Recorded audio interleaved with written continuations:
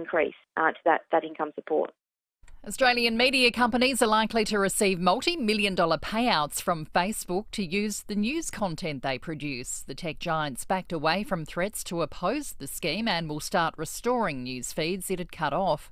Peter Lewis from the Australia Institute says the fight has captured worldwide attention as the tech companies have proved so difficult to tax. Not everyone agrees that this is the best way of pursuing. Some people would rather tax them. I think the difficulty is they're so good at avoiding tax that, it's a bit of a heavy lift. But we've got a model now in place that we can build off. A former childcare centre director in far north Queensland is due to be sentenced today over the death of a toddler. Michael Glenn Lewis failed to take the 3-year-old boy off the minibus he was driving after picking him up from his home last year. The 45-year-old has pleaded guilty to manslaughter.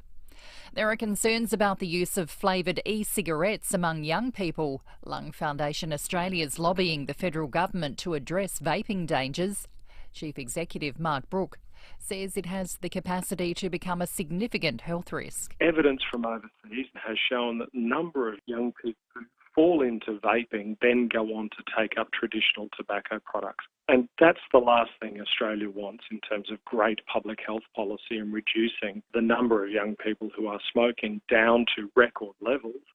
Prince Philip will remain in hospital for several more days where he's comfortable and responding to treatment. Buckingham Palace has released a statement on the health of the 99-year-old, saying he's receiving medical treatment for an infection.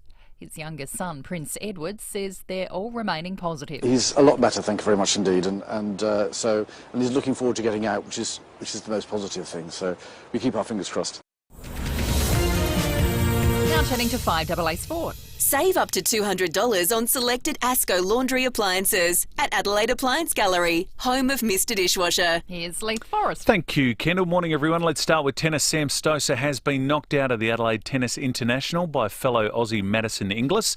Elsewhere, Storm Sanders smashed Isla Tomljanovic in straight sets. The world number one, Ash Barty, will begin her campaign today. She says she's not putting too much pressure on herself. It's just trying to go about my business and my training, my process is the right way for what works for me and my team, and that's all that matters to us, really. Meantime, the AFL is facing a massive potential lawsuit over insurance offered to players which left them uncovered for mental illness related to concussion. Nine's James Talia reports. Since 2009, league players have been covered by insurance policies that make it impossible to claim for serious mental health conditions arising from concussion-based injuries. A legal document describes them as zombie policies. The Herald Sun has obtained the document and reports a test case using a recently retired star is likely to pave the way for dozens of players to make claims in the millions. The standard insurance policies were provided through the League, the Players Association and AMP. And briefly, another sport in the NBL Cup. Adelaide 36ers 5-point victors over the South East Melbourne Phoenix 99-94. Melbourne City 3-2 winners over Sydney FC in the A-League Grand Final rematch. And one game in the Premier League this morning with Leeds leading Southampton 1-0. And that's FIVEaa Sport. Electrical, air conditioning, gas, solar or plumbing issues? Call Sharp Services on 131 750.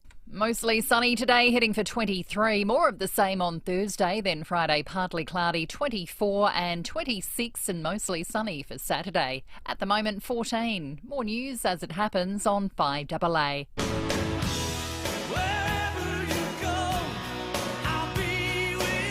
Buy 3, get 1 free across selected Dunlop and Goodyear tyres at Bob Jane T-Marts. You're listening to FIVEaa Breakfast. David Penberthy and Will Goodings. 6 after 6, good morning to you. Welcome to Wednesday on FIVEaa Breakfast.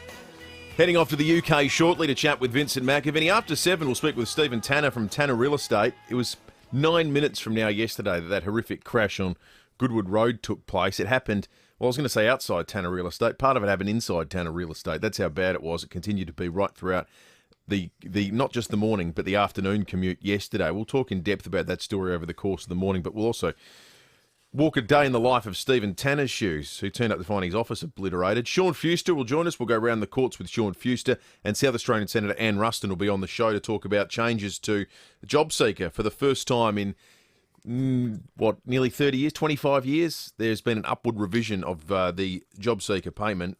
It'll be an extra $50 a fortnight or $3.57 a day. So you're going to have to make it stretch. David Penberthy, good morning to you. Good morning, Will. Good morning, listeners. Mum and Dad come to our place for dinner every Tuesday night. It's part of our family ritual. See the kids and have a strict no TV, no distractions during dinner time policy. And the number one topic of discussion last night, given that we spend pretty much our entire lives driving back and forth between their place in Clapham and ours in Wayville, was this crash. Just extraordinary. And it affected, pretty much a third of the state was affected by that, and maybe thirds overdoing it. But in terms of road use, that stretch of road, the entire southern suburbs, everyone who was coming into town yesterday morning was affected by the radiating effect of all of those road closures. And it was there all day. And the first thing Mum said when she got into the house was, well, firstly, she doesn't swear, but she had some pretty forthright views about the male driver. I mean, they say chivalry's dead. Well, he's hardly partner of the year, is he? Does this, leaves his, well, who knows what their relationship is, but the woman in the car is left potentially for dead while he runs away. He's still at large.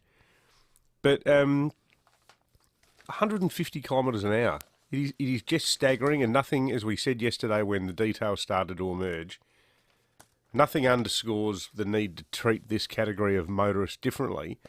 And in terms of the people who are affected, well, firstly, the people in the crash, the people in the Corolla. Now, this black Commodore was still there last night when Mum and Dad came over. They drove past it. It would have been, 4:45. It was still sitting there on the side of the road. There were road closures still in place as a result of it. But, in terms of the people who are affected, firstly, the people in the Corolla. But what about all these businesses? You just rock up to do a day's work, and there's a mangled car chassis in your display window. It's a fluke nobody got killed in this. It's just a fluke. There's no more science to it than that. Everything that was done to kill was. Yeah. It had all the ingredients. It was just good old-fashioned luck. It was this time of day. It was these cars. It was in this spot. It was a car. The side of a car got sheared off. It wasn't entirely head-on. So the police saw this guy. There was some detail that came to hand late in the show yesterday that we can flesh out a little bit more based on the Tysers reporting this morning. So the police saw the car. They didn't engage in a pursuit. They flashed their lights to let them know, we've seen you, mate. Yeah. You're going 150 and the police have seen you. But they didn't engage in a pursuit because they didn't want him to speed up even further and go on. Then just moments later, he crashed in this intersection. I don't know what police are meant to do in that scenario, but I do know, I think everyone listening agrees with what Police Commissioner Grant Stevens says needs to be done afterwards, and that's the law needs to change. We need to stop treating these things as traffic offences and rather criminal actions. Jane's in Plimpton. What do you think about this, Jane? Well, as far as I'm concerned, the lady that's been injured, she needs to be in remand until she gives out the details of who was driving. Yeah, totally. I mean, she's as much at fault now for letting him escape. I mean, he's just a coward. But I think our problem here is we give people too many chances. I agree with that. I agree with that, Jane. Well, if this person has a record, has other crimes, then the judges that let him off are also to blame. Jane, this might sound like a tangential point, but I couldn't agree with you more.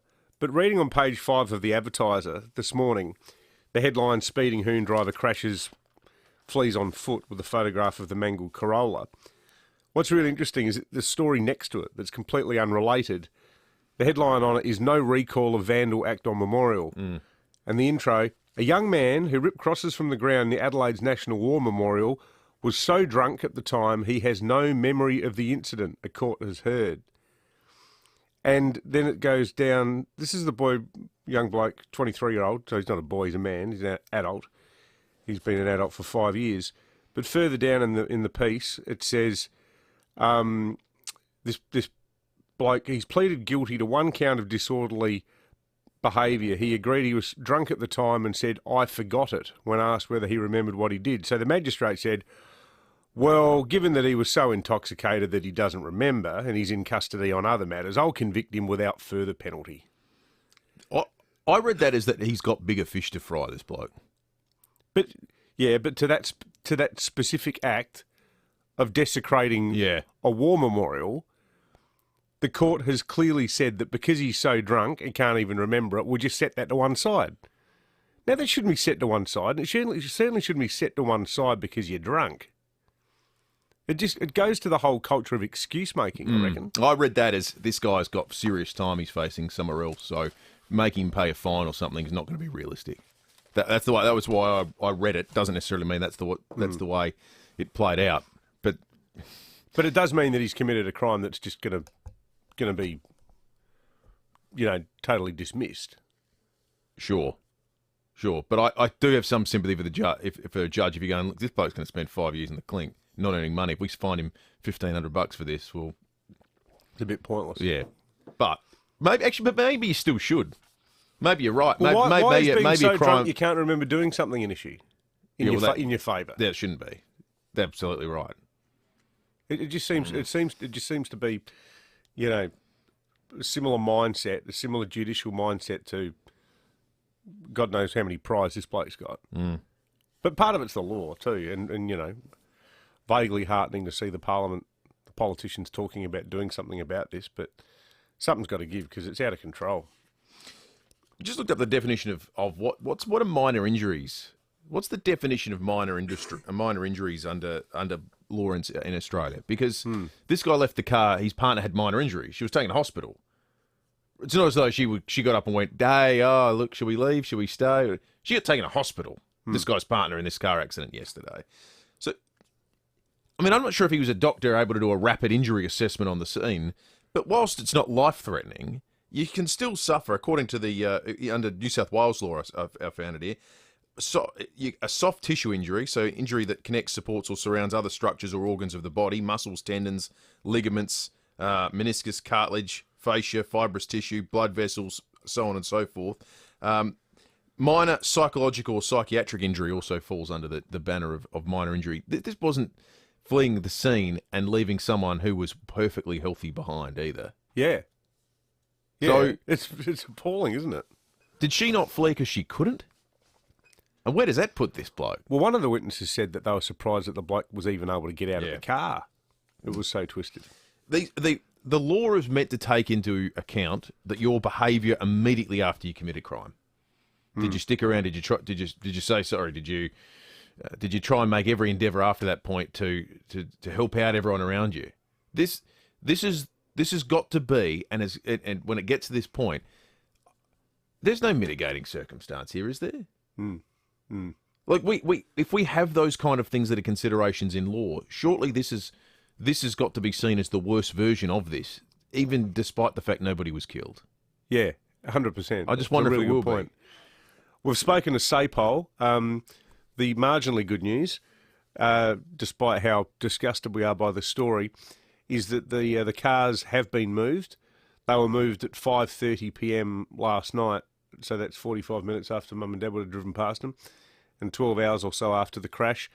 So there are no delays related to this crash this morning, and we'll have the latest on the hunt for this piece of work when we catch up with our friends at SAPOL at 6:45. But to you folks, if you drove past it yesterday, if you were stuck in traffic yesterday and you want to vent, share your thoughts about how we as a community have to respond to these, give us a buzz on 8223 0000.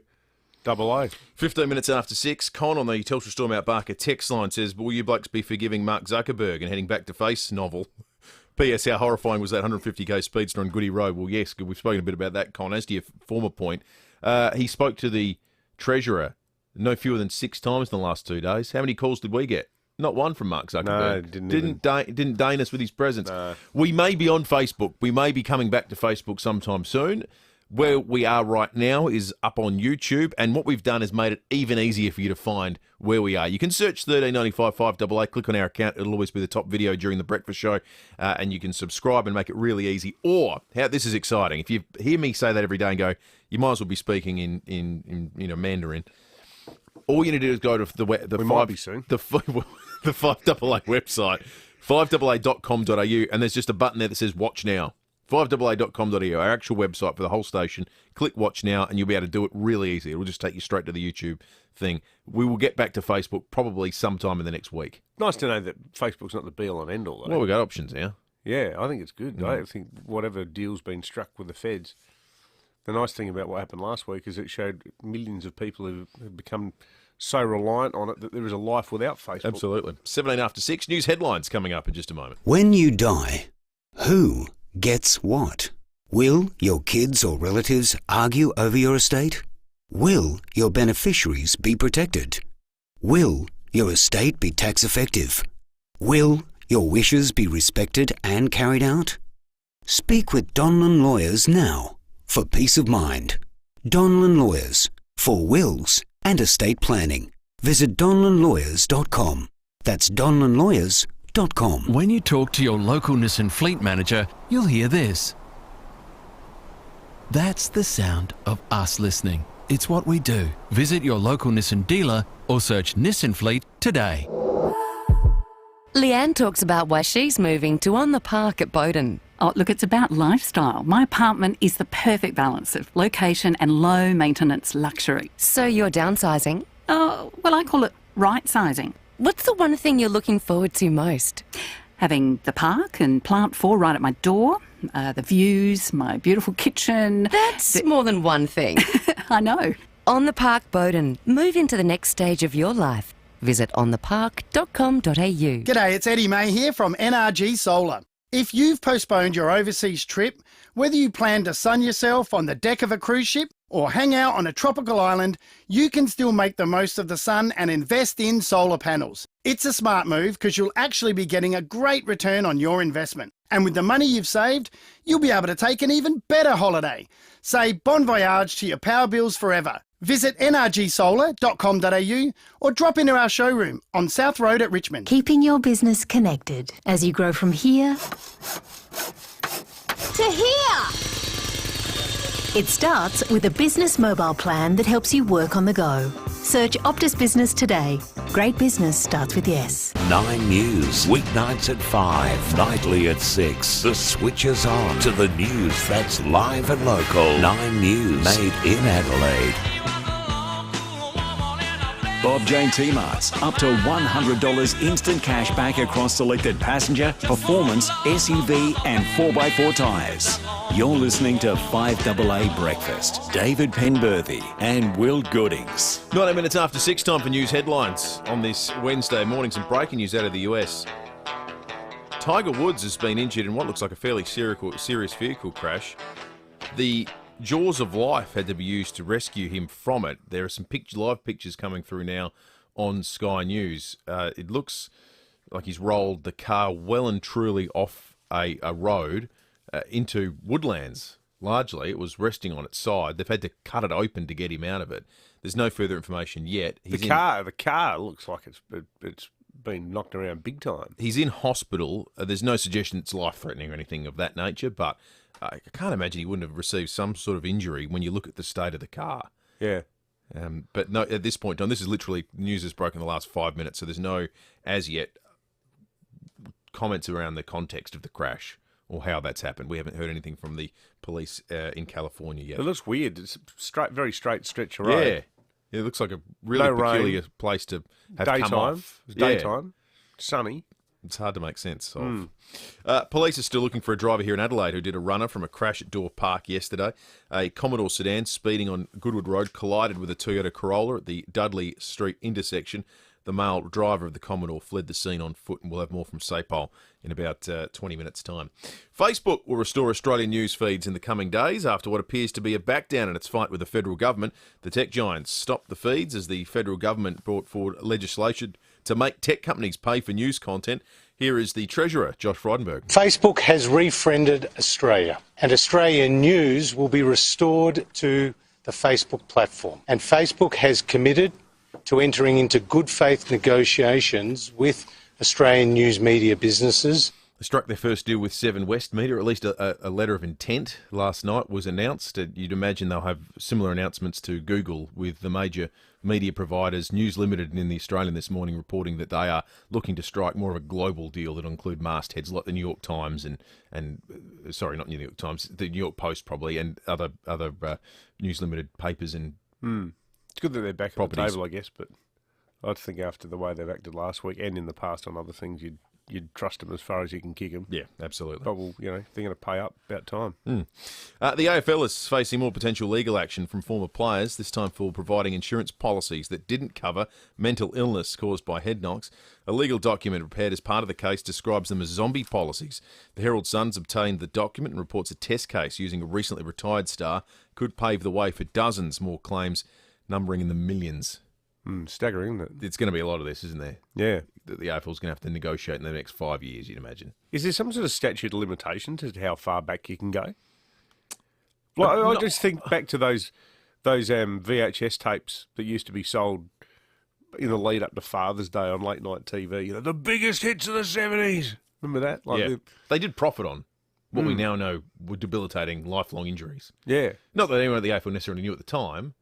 The problem is, I would wonder if even if there's not statute of limitations, it becomes increasingly difficult to prove you had the sorts of brain injury that came about as a result of concussion the further back you go. Yeah, maybe. Although if you're one of the stars of the VHS tape lying flat on your back, yeah, get that one out of the shed and say, here you go, Exhibit A. They may be exhibits in the future. Yeah. It's not that long ago we found it really funny when someone was concussed and ran the wrong way. Yeah, totally. Well, like Dermy in the 89 grand final, standing there with his hands on his hips, chundering. Yeah. The Council of Small Business wants rules on coronavirus vaccinations in workplaces to be the same across Australia. The federal government insists the vaccine is not mandatory, but certain industries such as health may insist their employees are administered the jab. Some businesses are concerned they'll be liable for staff who contract the virus on site. This is like a big story. I saw Ines Willocks, who's the head of the Australian Industry Group, quoted yesterday saying that the big industrial relations story of 2021 is going to be how workplaces manage this. Like there'll be the case where the coffee shop owner finds out that one staff member hasn't been vaccinated and without thinking says, well, sorry, you're fired. Then there'll be the debates about, we've quite deliberately started it here with the woman at the rally the other day said, I work in education and I'm worried I might lose my job. My view is she should. I can't believe... And she only should if she's not prepared to get vaccinated. I can't believe that there are objectors in health. What did that phone call we had? What are you doing working for SA Health if you don't believe in science? Yeah, I think that's a really odd place to choose to make your living if you don't believe fundamentally in the work that's being done there. I mean, you're trying to change it from within. Well, you know what we need to do in SA Health? Model, isn't it? We need fewer doctors and these medical professionals. Yeah. I mean, where'd they get their degrees? These so-called clinicians. Yeah, that's what they're telling us our hospitals should run. They're stuffing up the health system with their knowledge. Yeah.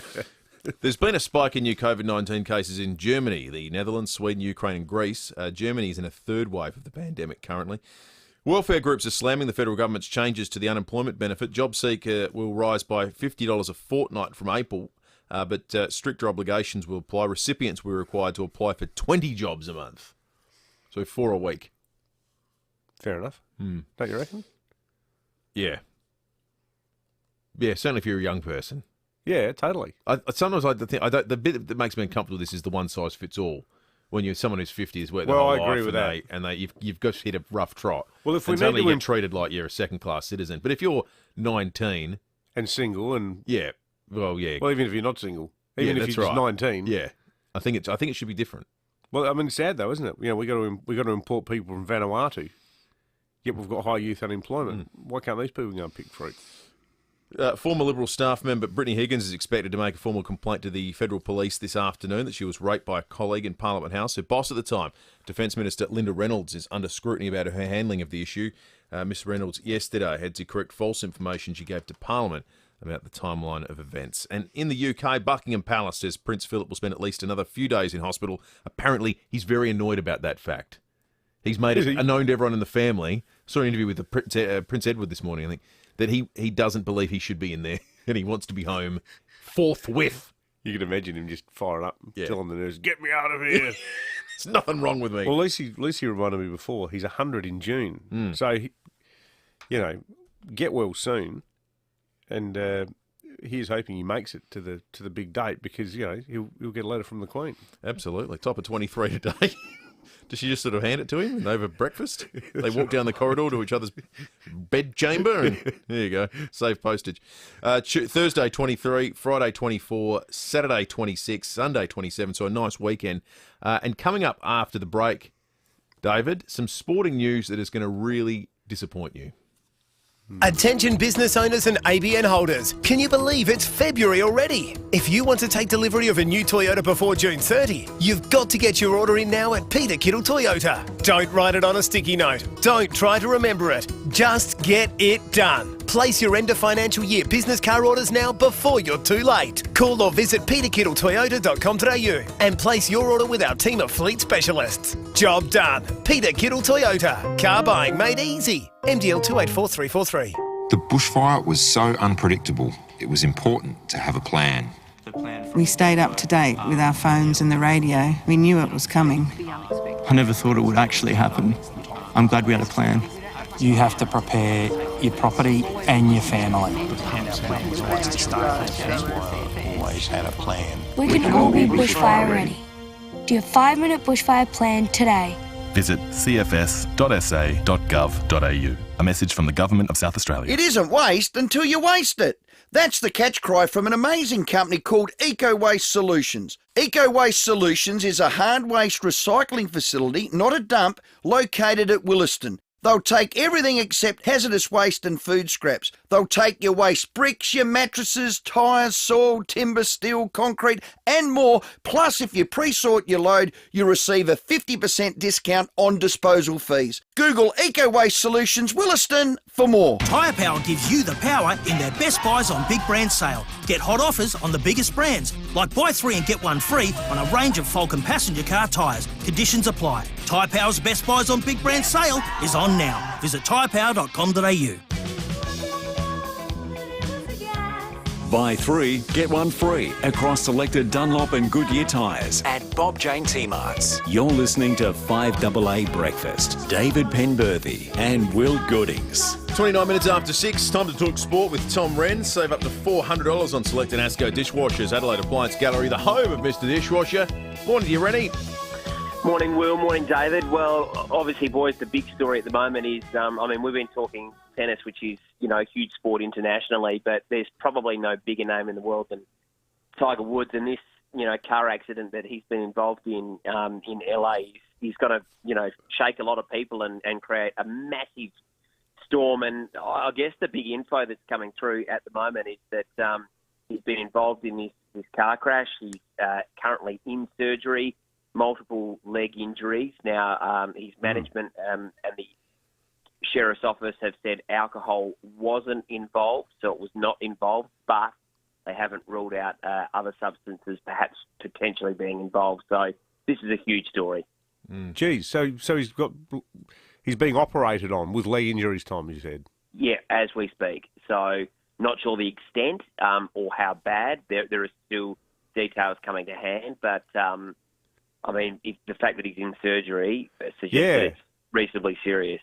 Well, the crash happened less than 2 hours ago. Yeah. So the fact that they're already operating on him makes it sound like they need to do something as a matter of some urgency. Yeah, absolutely. Which is, not good. We know... if you had a sprained ankle, they wouldn't be rushing you into the operating theatre. Yeah, exactly. Far out. Big story. Yeah, really certainly big is. Story. Wish him the best on that front. Rennie, I just mentioned before the break, there's some sporting news breaking that is going to really upset David. Australia's participation in the Copa America tournament, which is the South American football's continental cup. It's like the equivalent of the Asian Cup. It's like the Euros. Yeah, the Euros or the Asian Cup. They always invite a couple of countries from outside around the world to come and be part of it. Australia was going to be part of it, But us and Qatar, it's just been announced, have pulled out of the tournament, so we will not participate. And I guess, unfortunately, it's another casualty of COVID. Yeah, exactly. And that is a huge tournament, so it would have been great to be a part of that. But, yeah, clearly, just another casualty, I guess, as you say, Will. So disappointing. So I was hoping we could have done the show from Rio for 4 weeks' time. That was my that would have plan. been our trip over. That was our excuse. Yeah, Buenos Aires. We'd go out for mixed grills at night, do a bit of tango dancing, and then, wake up in the morning to watch Australia play Chile or something like that. You know what? Let's do it anyway. It actually sounds as though, just reading, the Qatari FA have just released a statement.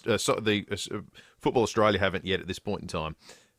But it sounds as though it's a scheduling issue, because with the qualifying, the Asian Confederation's qualifying for the World Cup has had to be moved because of COVID, and it would interfere with when Copa America's on. So it's just not achievable to do both at the same time, unfortunately.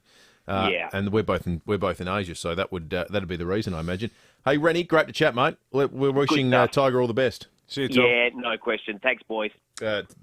Tom Wren, let's save up to $200 on selected ASCO laundry appliances at Adelaide Appliance Gallery, the home of Mr. Dishwasher.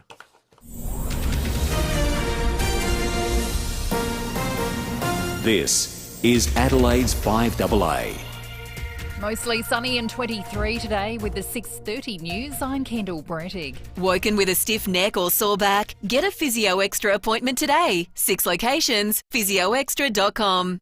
Tiger Woods is in hospital following a car crash in LA. The 45-year-old golfer suffered multiple leg injuries and is currently undergoing surgery after the single vehicle crash. Doctors say he's suffered moderate to critical injuries. It appears his car left the road and rolled down a ditch, suffering major front-end damage. The hunt continues for a male driver who fled the scene of a serious crash at Door Park yesterday morning. His speeding Commodore collided with a Corolla at the Dudley Street intersection. He fled on foot, leaving behind his passenger, a 31-year-old woman who's in a stable condition in hospital. Nine's Ella Duffy says a search of the car allegedly found white powder, a balaclava and several knives. We managed to obtain some CCTV, him running away from the scene. You can only see him from behind. He appears to be wearing a white top and some dark-coloured pants, but we have been told that police do know who they're looking for. This man is known to police and that the car was not stolen. Small businesses are worried they'll be liable for discrimination suits if they refuse entry to Australians who aren't vaccinated against COVID-19. There are also concerns about how a venue can be certain customers have received the jab. Council of Small Business Chief Peter Strong says some issues are already arising from the vaccine rollout. We've already got one customer threatening to sue a hairdresser for $1 million because she was asked to complete a QR code. Now, you can imagine what people are going to be like. Some people are going to be like about this if you ask for proof. They'll be going, "You've embarrassed me, I'm taking you to court." Relaxing border restrictions with Greater Melbourne will be top of the agenda when the State Transition Committee meets. It's likely the travel ban will be relaxed tomorrow if no further COVID cases are reported in the Victorian capital. Authorities will also look at restrictions on drinking and dancing in pubs and bars. The former chief of the Capitol Police has been brought before a US Senate to outline who knew what in the lead up to an attack on the Capitol building. More from Nine's Michael Genovese. Stephen Sund was in charge of the Capitol Police on the day the building was stormed and resigned the following week. He's one of several officials giving evidence today, grilled on why police weren't more prepared. Mr. Sund says no one, including the FBI, provided any new intelligence regarding January 6 and that the Secretary of Homeland Security did not issue an elevated or imminent alert. We properly planned for a mass demonstration with possible violence. What we got was a military-style coordinated assault on my officers. Intelligence agencies, including the FBI, will be called to give evidence next week. Prince Philip will remain in hospital for at least a few more days. Buckingham Palace says the Duke of Edinburgh is being treated for an infection. The palace says the 99-year-old is comfortable and responding to treatment. Now turning to 5AA Sport. Save up to $400 on selected ASCO dishwashers at Adelaide Appliance Gallery, home of Mr. Dishwasher. Here's Leith Forrest. Thank you, Kendall. Footy first, and Richmond has responded to suggestions that Dustin Martin could soon be lured to join the Sydney Swans. Nine's Jordan Tunbridge has the details. The Sydney Swans will have plenty of salary cap space when Lance Franklin's mega deal expires at the end of next year, and there are suggestions Dustin Martin could fill the void. Martin's manager Ralph Carr telling News Corp, Dusty loves Sydney, he's there a lot, and it's too early to say where he might finish up. Richmond CEO Brendan Gale has laughed off the report, saying he can't see the three-time Norm Smith medalist leaving the Tigers anytime soon. He signed a contract, a 7-year contract with us back in end of 17, and I'm confident he'll play beyond that. And my expectation will be that it'll be at Richmond. To tennis, and Sam Stosur and Isla Tomljanovic have both been knocked out of the Adelaide International by their less fancied opponents. Ash Barty is in action tonight. A win for the 36ers last night in the NBL Cup. They've defeated the South East Melbourne Phoenix by just 5 points. A little close there at the end. I didn't manage things too well. I got to be better in that situation, but yeah, we got some stops and made some free throws. That's the Coach Connor Henry Champions League action this morning. Chelsea among the teams in action, while one game in the Premier League, Leeds have defeated Southampton 3-0. That's 5AA Sport. And now checking 5AA traffic. Dave Potter, Australia's #1 selling Honda dealer. For a new car, make them your #1 choice. A couple of things happening on the freeway uptrack at Crafers. Firstly, after the tunnels, a breakdown at the Crafers exit, a traffic hazard with an oil spill. Freeway downtrack has roadworks too, with delays looking a little bit less than they have been over the last few mornings, but they will increase as the morning progresses. Join Good Life Health Clubs now and get 20% off select memberships plus a $0 joining fee. Hurry, offer ends February 28. Visit goodlife.com.au. Adelaide's most accurate traffic on 5AA. Electrical, air conditioning, gas, solar or plumbing issues? Call Sharp Services on 131 750. Mostly sunny and 23 today, more of the same tomorrow, then partly cloudy on Friday 24 and mostly sunny for Saturday 26. At the moment 14. More news as it happens on 5AA.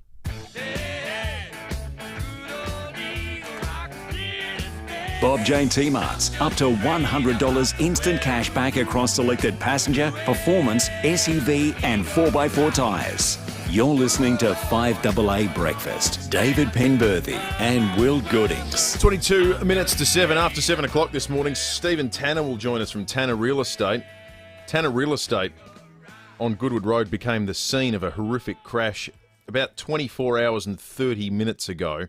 We've been talking about it in depth on the program. We'll get Stephen's take after 7 today. But first, we head to the UK. Vincent McAviney, our UK correspondent. Vincent, good morning to you. So, Vincent, tell us about Prince. Tell us about the health of Prince Philip, whose name momentarily escaped me. The wrong Prince there, I did. I got confused. I watched Prince Edward talking about Prince Philip this morning. Tell us about Prince Philip's health, Vincent. Yeah, that's right. There has been an update on the Duke of Edinburgh. We haven't been getting, we normally don't get any kind of running commentary, but after spending now almost a week in hospital, the Palace and Prince Edward were out speaking, and the Palace gave an update saying that the Duke of Edinburgh is being treated for an infection, and he's not expected to leave hospital now for several days. We're told that he's comfortable and responding to treatment. And Prince Edward said earlier on as well on camera that his father was feeling a lot better and that he appreciated all the messages he'd received from the public. So obviously still some concern there for the 99-year-old Duke. Well, there were reports here in Australia that apparently he's quite grumpy at being holed up in hospital and has said that he'd like to leave. That sounds believable, doesn't it? I mean, yeah, I think, describing him as being quite grumpy probably describes him in quite a number of situations we've seen him in publicly over the years. He is 99. He has lived quite a life. Yeah, absolutely. Hospital isn't fun for everyone, even, for anyone, even if you're in one of the most comfortable hospitals in London. It's obviously, not the place that you would choose to be if you could be in what's being dubbed HMS bubble, staying in Windsor Castle. I think he'd much prefer to be there. He's someone who loves the outdoors. He likes exercise. He's still known to be pretty active and to get out and about. So he, is probably feeling pretty constrained in a central London hospital. Yeah, absolutely. And in terms of COVID, Vincent, must be nice, given the horror that Great Britain has endured, that now you've got the Prime Minister talking about a roadmap out of COVID. Yeah, that's right. He took to the House of Commons and then primetime television yesterday to outline this roadmap, which was a lot more detailed than we were led to expect it would be, but it is very much slow and steady. He's calling it irreversible progress. I think they've learned the lesson from leaving the previous 2 lockdowns, and they want to make sure this is the final one. So March the 8th, schools will reopen, although older students will have to wear masks, and some university courses will be taking place in person again. And people, you can meet one friend outside for a coffee, a drink, or a picnic, and one person can visit a relative in a care home. Then from the 29th of March, there will be a sort of a greater opening of society. So the rule of 6 will be back. You'll be able to use outdoor sports facilities. Weddings with a small number of people can take place. And then 12th of April, shops reopen, gyms and spas reopen. You can take domestic holidays, zoos, theme parks, all that kind of stuff, cinemas, theatres, they will start to open. 17th of May, you can have groups of up to 30 meeting outdoors. You can have larger weddings, larger funerals. The rest of entertainment facilities will open up, possibly having large-scale performances as well of shows. And possibly then from the and travelling abroad as well, which is a big one. Everyone's been rushing to try to book holidays today. And then from the 21st of June, it's effectively all rules are off. And so everyone's been talking today about what they plan to do. Many people, I think, will take that week off and talk about going wild and having some proper roaring 20s. But that is all dependent on 3 variables. The first is that people respect and obey the rules up until that date, so that the rate stays low. The second is the continued secure supply and dissemination of the vaccine. We've had extremely high uptake in the older generation. That needs to be the same in the rest of the population as well. And then the third variable is that the Brazilian and the South African COVID variant, which they've managed to keep under control, don't manage to sort of take off in any part of the country and become in any way the dominant variant. So it is hopeful now. We do have a path. I've managed to book a haircut for April, so I'm looking forward to that because radio's fine, but TV's getting a bit messy at the moment. So, yeah, it's all good. Looking a bit too much like the Sasquatch as opposed to the dashing London correspondent, Vincent. Good on you, Vincent. Yeah. Thanks, Vincent. Vincent Machiavetti in London now, wonderful UK correspondent. It's amazing to think, hearing a date on international travel in the UK. When are we going to have a date for international travel? It seems to be sometime between now and forever. Well, particularly given that the countries that neighbour us are doing a much better job than the countries in Europe. I mean, there's no date, why can't we is go there? to Vanuatu? Yeah. Well, I mean, why can't we go to New Zealand? We can't even go to New Zealand. Yeah. We couldn't even go to Tasmania for a while there. That's part of Australia. I'm not sure we'll ever be allowed back in WA. No. WA is just that's gone. It doesn't even exist anymore. We'll have to organise a free trade agreement with them or something. Yeah, that's right. 16 to 7, police and weather coming up in just a moment. Adelaide's newest Skoda showroom launches with its newest release. Visit the all-new Java Skoda West Terrace in the city for the Skoda Kamiq, a city-size SUV that's compact on the outside and curiously roomy on the inside. Kamiq features wireless phone charging, lane and blind spot assist and more, earning it the title of News Corp Car of the Year and a suitably compact price from $29,990. Visit Adelaide's newest Skoda showroom, Java Skoda, 193 West Terrace in the city. MVD 285011. Way back in 1974, Gliderol Garage Doors began manufacturing and installing garage doors in South Australia. A lot has changed since then, but our commitment to quality remains as strong as ever. We have garage door solutions of all kinds. Not only do we have traditional doors, our timber look or custom designer doors ensure your house will make a style statement. For a free measure and quote and helpful advice, give Gliderol a call, 1300 799 177 or go to gliderol.com.au. Have you reached a crossroads in your life? Looking to make a change for the better? Secure your family's future and make a difference in your community whilst building a business in the thriving and dynamic home care industry with Right at Home. You'll enjoy the freedom to grow your own business with the full support of a top quality national home care brand. Make your dreams come true. Talk to Right at Home about a home care franchise. To find out more, visit rightathome.com.au and click on Business Opportunities. FIVEaa Liquor is your local independent SA family liquor store. You'll find great FIVEaa deals right now. Here's Elise FIVEaa with her picks. Made for hot weather. Han Superdry, $44.90 a carton. Sensational value. Red Bank Allura Vintage Sparkling, only $14.90. Hot special. Pepperjack Shiraz, only $17.49. FIVEaa, your local independent SA family liquor stores. Conditions apply. 9 News, weeknights at 5, nightly at 6. The switch is on to the news that's live and local. 9 News, made in Adelaide. Buy 3, get 1 free across selected Dunlop and Goodyear tyres at Bob Jane T-Marts. You're listening to 5AA Breakfast. David Penberthy and Will Goodings. 13 to 7, Sean Fewster will join us a little bit later in the morning. We'll go round the courts with Sean. But first, it's Senior Constable Mick Abbott from SAPOL. Morning to you, Mick. Good morning, Will and David. Mick, well, let's start with that accident now that's 24 hours old, but still is dominating conversation in South Australia. What's the latest you can tell us about it? Well, I can tell you that we have searched a number of homes overnight and yesterday. We haven't located the driver as yet. And obviously we want to speak to him regarding a number of charges. I mean, he faces charges of cause injury by dangerous driving, leaving the scene of a serious crash, driving in a manner and speed dangerous, driving disqualified, displaying false plates on the car. So for those people that aren't aware, it unfolded around about 6:15 yesterday. A black Commodore sedan was travelling north on Goodwood Road. A police patrol who were actually on the way to a Medi hotel. So they just started down south, heading into the city, and they saw this black Commodore speeding, going at a very fast rate. They put on their lights to try and stop the vehicle, but the Commodore took off on north. It accelerated away. Now, I don't know the speeds, and there have speeds been mentioned by witnesses, but the Corolla driver didn't really have much chance. He turned onto Goodwood Road from Dudley Street.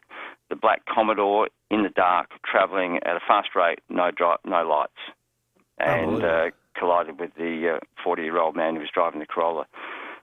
He's fortunately not too bad. I believe he's got a broken pelvis. He's in Flinders Medical Centre.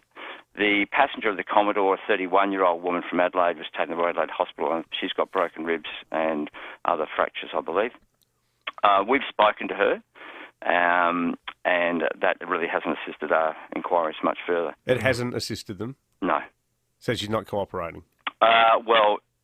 She must know who the bloke is. Well, we're not really sure how long they've known each other, etc. So, so she was in the front passenger seat, but, we really don't know whether she can tell us too much. There's interesting detail about the plates being fake. That's the trifecta now. So there's premeditation, there's the act, and then there's the behaviour afterwards. Unregistered. Unregistered, and then there's the behaviour afterwards. The vehicle had only recently been purchased, so we had to make inquiries with the registered owner, and then we found out the plates were false. So we were.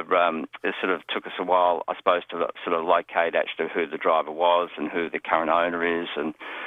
But we have searched a number of homes overnight, including a house out in the northern suburbs at 2 o'clock this morning, but we haven't located him. So we know who we're looking for, and hopefully he will be apprehended soon. So. And we shouldn't gloss over the fact, too, we do because we're thankful in the first instance always with something like this that someone hasn't been killed.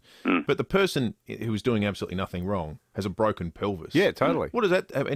What's your recovery to work like after that? Can the person afford to have time off work? What does it mean long term for them with back and other chronic injuries? You might not die, but geez, you can. And psychologically, you just wonder what this person's going to suffer with. And it would have been frightening. I mean, he wouldn't even know what hit him initially, and pushed his car sort of 50 metres down the road, and.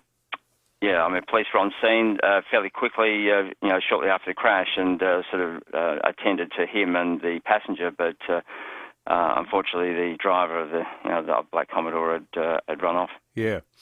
Well, good news that you know who he is, Mick. And So hopefully, locate him sooner the better. So for sure. But we have got major crash are investigating it, and like I said, it did take some time for the road to be open, but there's lots of inquiries and investigations to be done during that time.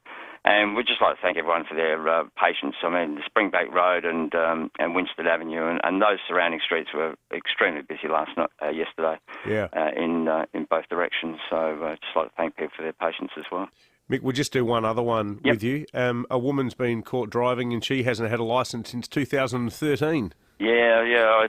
I picked this one up. This police patrol spotted this woman at 11:30 yesterday. She was driving at Mount Barker, a VW sedan, and police inquiries revealed she wasn't recorded as having a driver's licence, so she was unlicensed, but her last record was that she had a learner's permit in June 2013. So the 31-year-old woman was arrested for driving a licence. Her VW sedan was impounded and she'll appear in court, Mount Barker Magistrates Court at a later date. But, there's a lot of people driving out there without a licence, unfortunately. Insane. Good on you, Mick. Thanks No for worries. that. Senior Counsel Mick Abbott from SOPOL. Let's talk weather. Brett Gage is on duty at the Weather Bureau. Morning to you, Brett. Morning, Dave and Will. What does Wednesday look like from your perspective? On the cool side for this time of year, given that our average for February is 28.5 for a maximum in Adelaide, we're looking at a top of just 23. Currently it's 14 degrees at the moment. And out on the waters today, we've got southeasterlies at just 10 to 15 knots, but then southerly afternoon sea breezes 15 to 20 knots north of Brighton.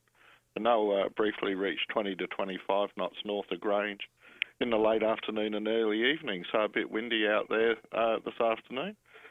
And continuing below average for a few days, the tops are just 23 for Thursday with an overnight low of 12. That's quite cool for this time of year. And then Friday, a top of just 24, Saturday 26, and then starting to warm up. Sunday, a top of 27, and Monday 29. And then Tuesday, 31.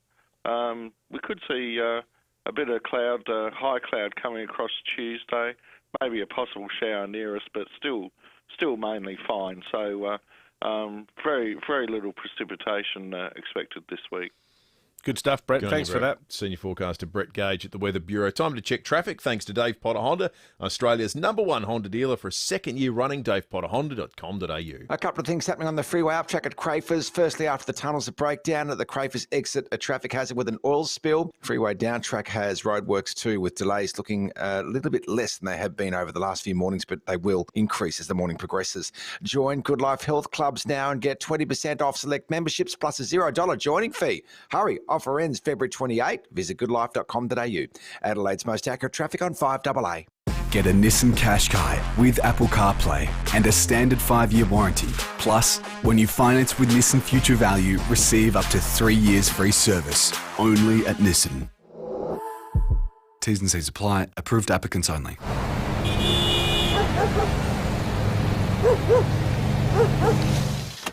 Can't hear all that now, can you? That's because this home has a Jolong double-glazed window and door system featuring high-performance sound insulation and heat resistance. That's not all Jolong can do for you. They can also help design your home with the light luxury and elegance you desire. And Jolong is on this journey with you for life, with lifetime service. Visit jolong.com.au. Whether a hobby or a full-blown dairy and livestock farm, they all have one thing in common: the need for good quality steel to keep livestock safe and secure. At Knorr Metals, we have just that. From rural fencing and gates to droppers, loading ramps and more, you'll find what you need for your farm. And if we don't, we'll source it for you quickly and at the best price. No matter what kind of farm you have, we'll help you out. At Knorr Metals, 255 Grand Junction Road, Ottaway. The 2021 Tab Adelaide Cup is coming up, Monday 8th of March. It's the biggest race day on the South Australian calendar. There'll be plenty of action on the track and just as much off it, with festival vibes and a massive range of local food and beverage options. Better hurry though. Packages are filling fast due to capacity restrictions. And for all festivities the Adelaide Cup has to offer, get yourself a starting gate package. You'll love it. Head to morfordfield.com.au and secure your place today. Gamble responsibly. Have you scraped or dented your caravan? Your insurance should cover that, and Walker Crash Repairs will fix it right and on time. Walker Crash Repairs, an RAA-approved crash repairer for caravans and cars.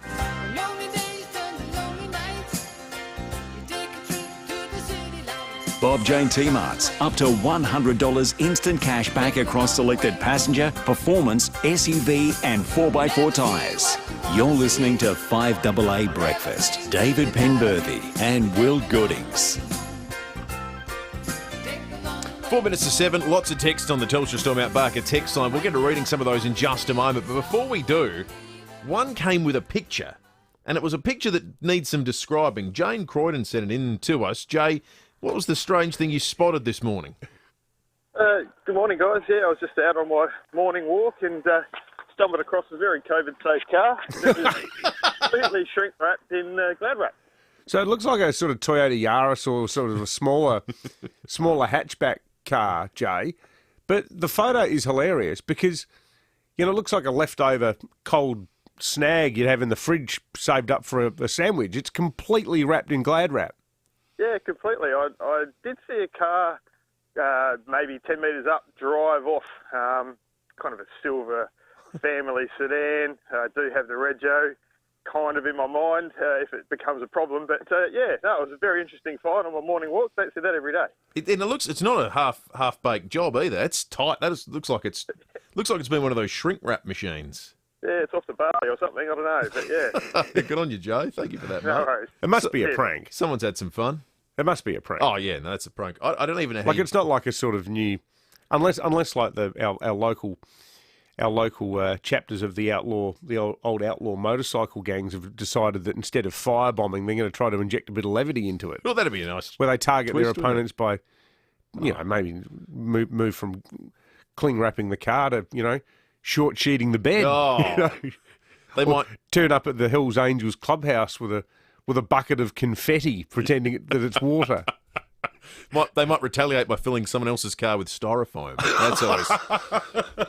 Yes. The gang wars have escalated overnight. Okay. Watch this space. After a man called Animal was given a noogie. You just by know the leader that of a rival gang. I think it's about $1.05 that the owner of that car this morning is waking up already with a headache and is off to do some shift work somewhere, probably in hospitality, and is going to have to find scissors somewhere as they are, already running 15 minutes late for work. I can just see it playing. It could be out. a buck show type prank. Could be, yeah. Yeah, anyway, good luck to that person. Hey, let's get to some texts. Yeah, look, there's an absolute mountain of texts here, and almost all of them are about the Hoon driver on Goodwood Road. This moron driver will get a lawyer and an alibi involving a deceased dog. We should set up American-style chain gangs and make them pay. Thanks for that, Pete.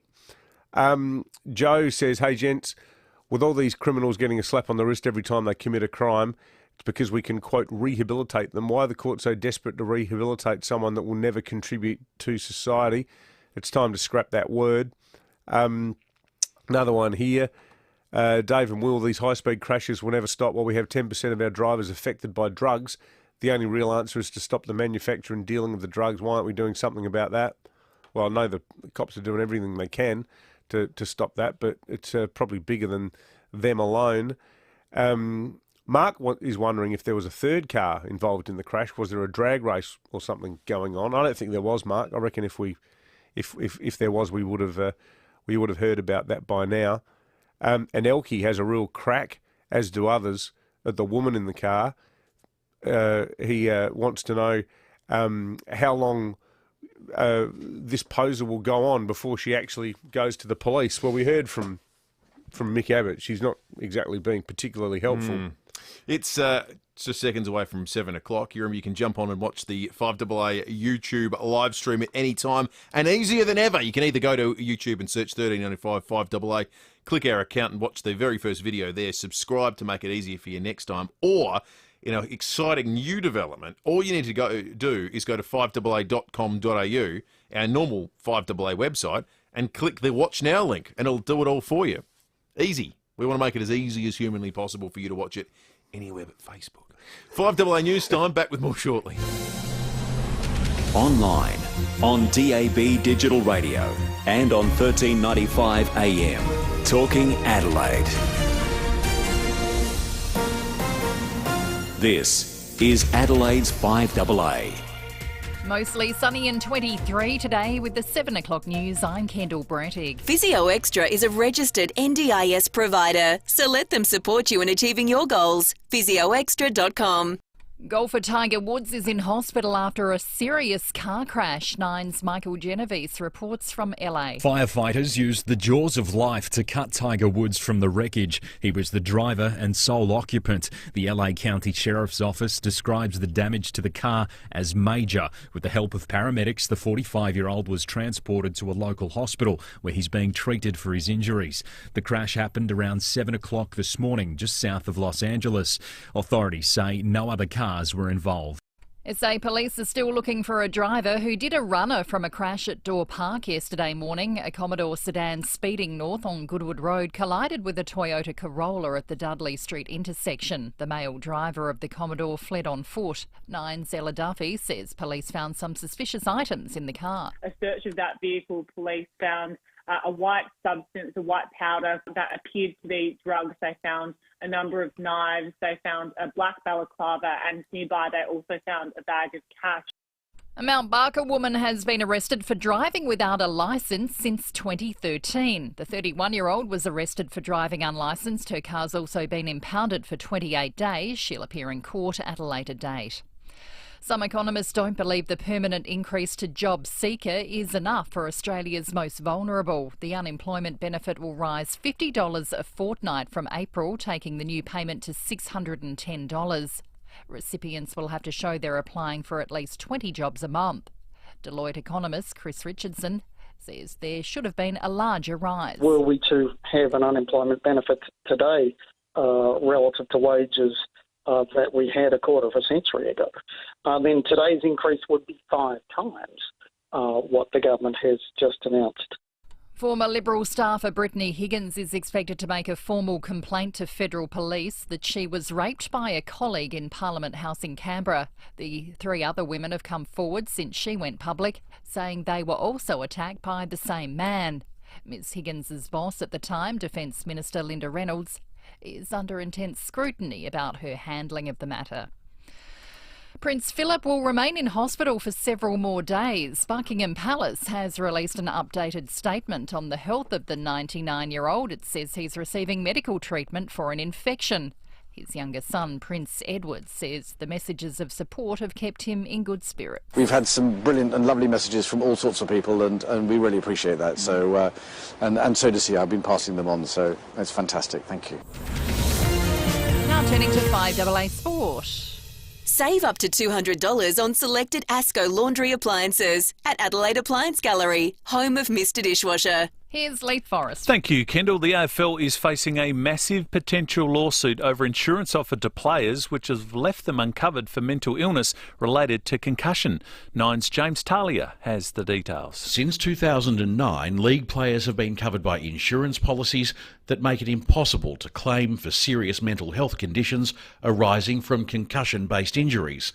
A legal document describes them as zombie policies.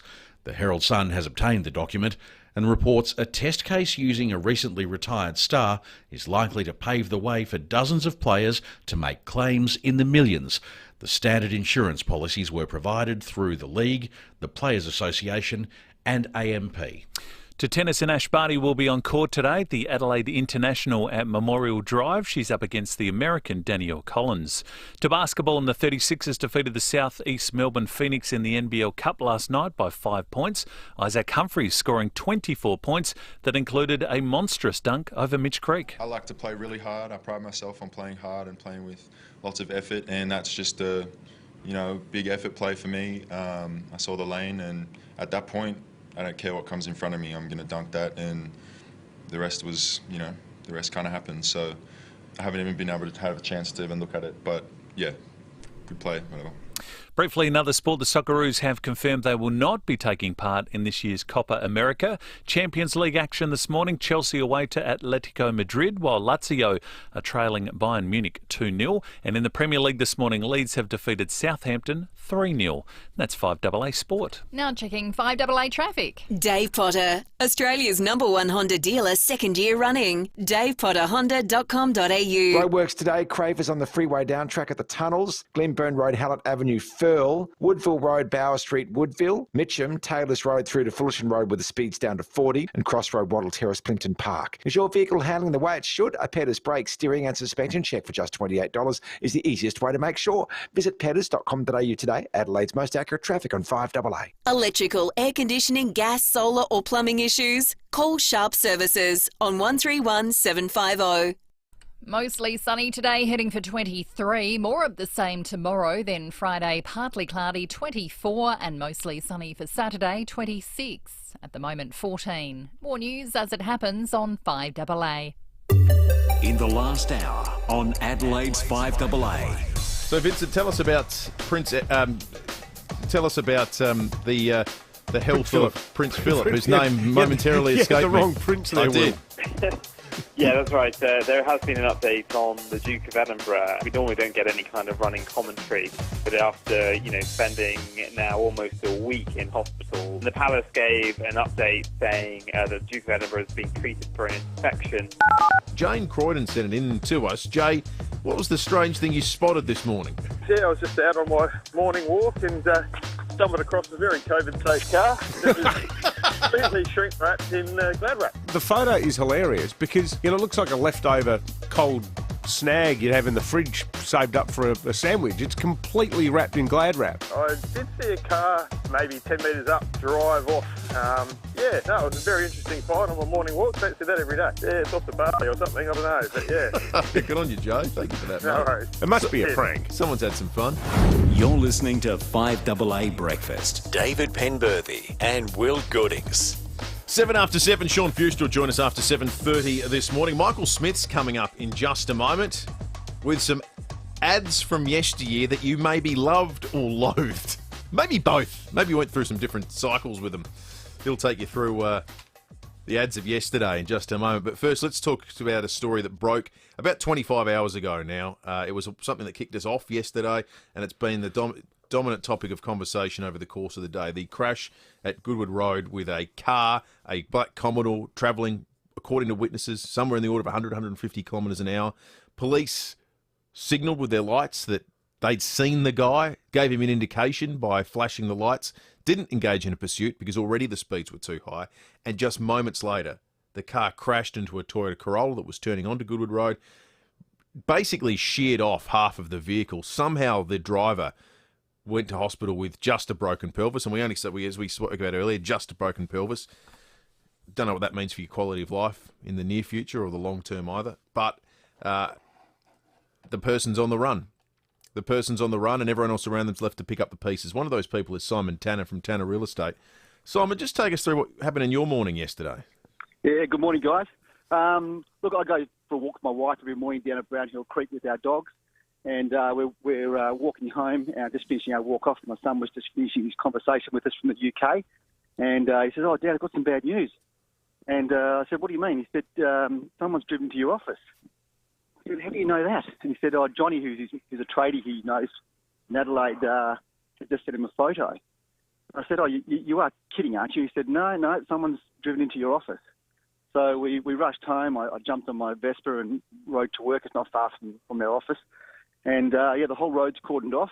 And police are there, and there's tape around the office, and the cars are both there. It looks like a pretty devastating sight.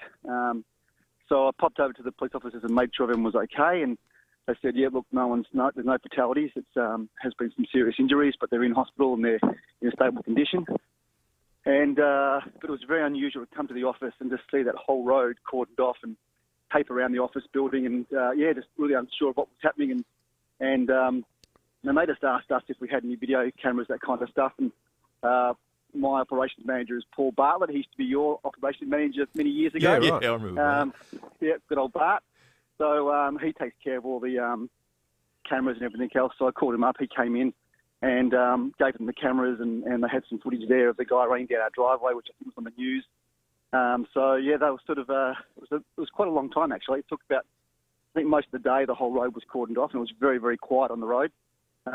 We have a team meeting at around 8:30 every Tuesday morning. So the team's all coming in and very distracted and interested in what's going on as well. And once they knew it was all okay, was quite exciting for them to, obviously have all the activity with the police and the news crews all there and trying to work out what's going on. It's very unusual. We don't see that many accidents in that location, to be honest. It's quite a normal road normally. Yeah. So Simon, could you even get into your office? Well, we could, thank goodness. We've got two buildings there, so we've got 508 and 510. So we do a lot of operations stuff from 508.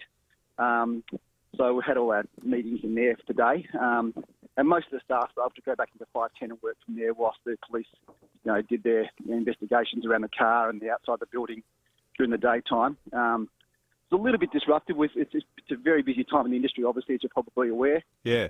We've got an auction this weekend at Loch Ness Avenue, which was going to be next weekend. We're bringing that forward now.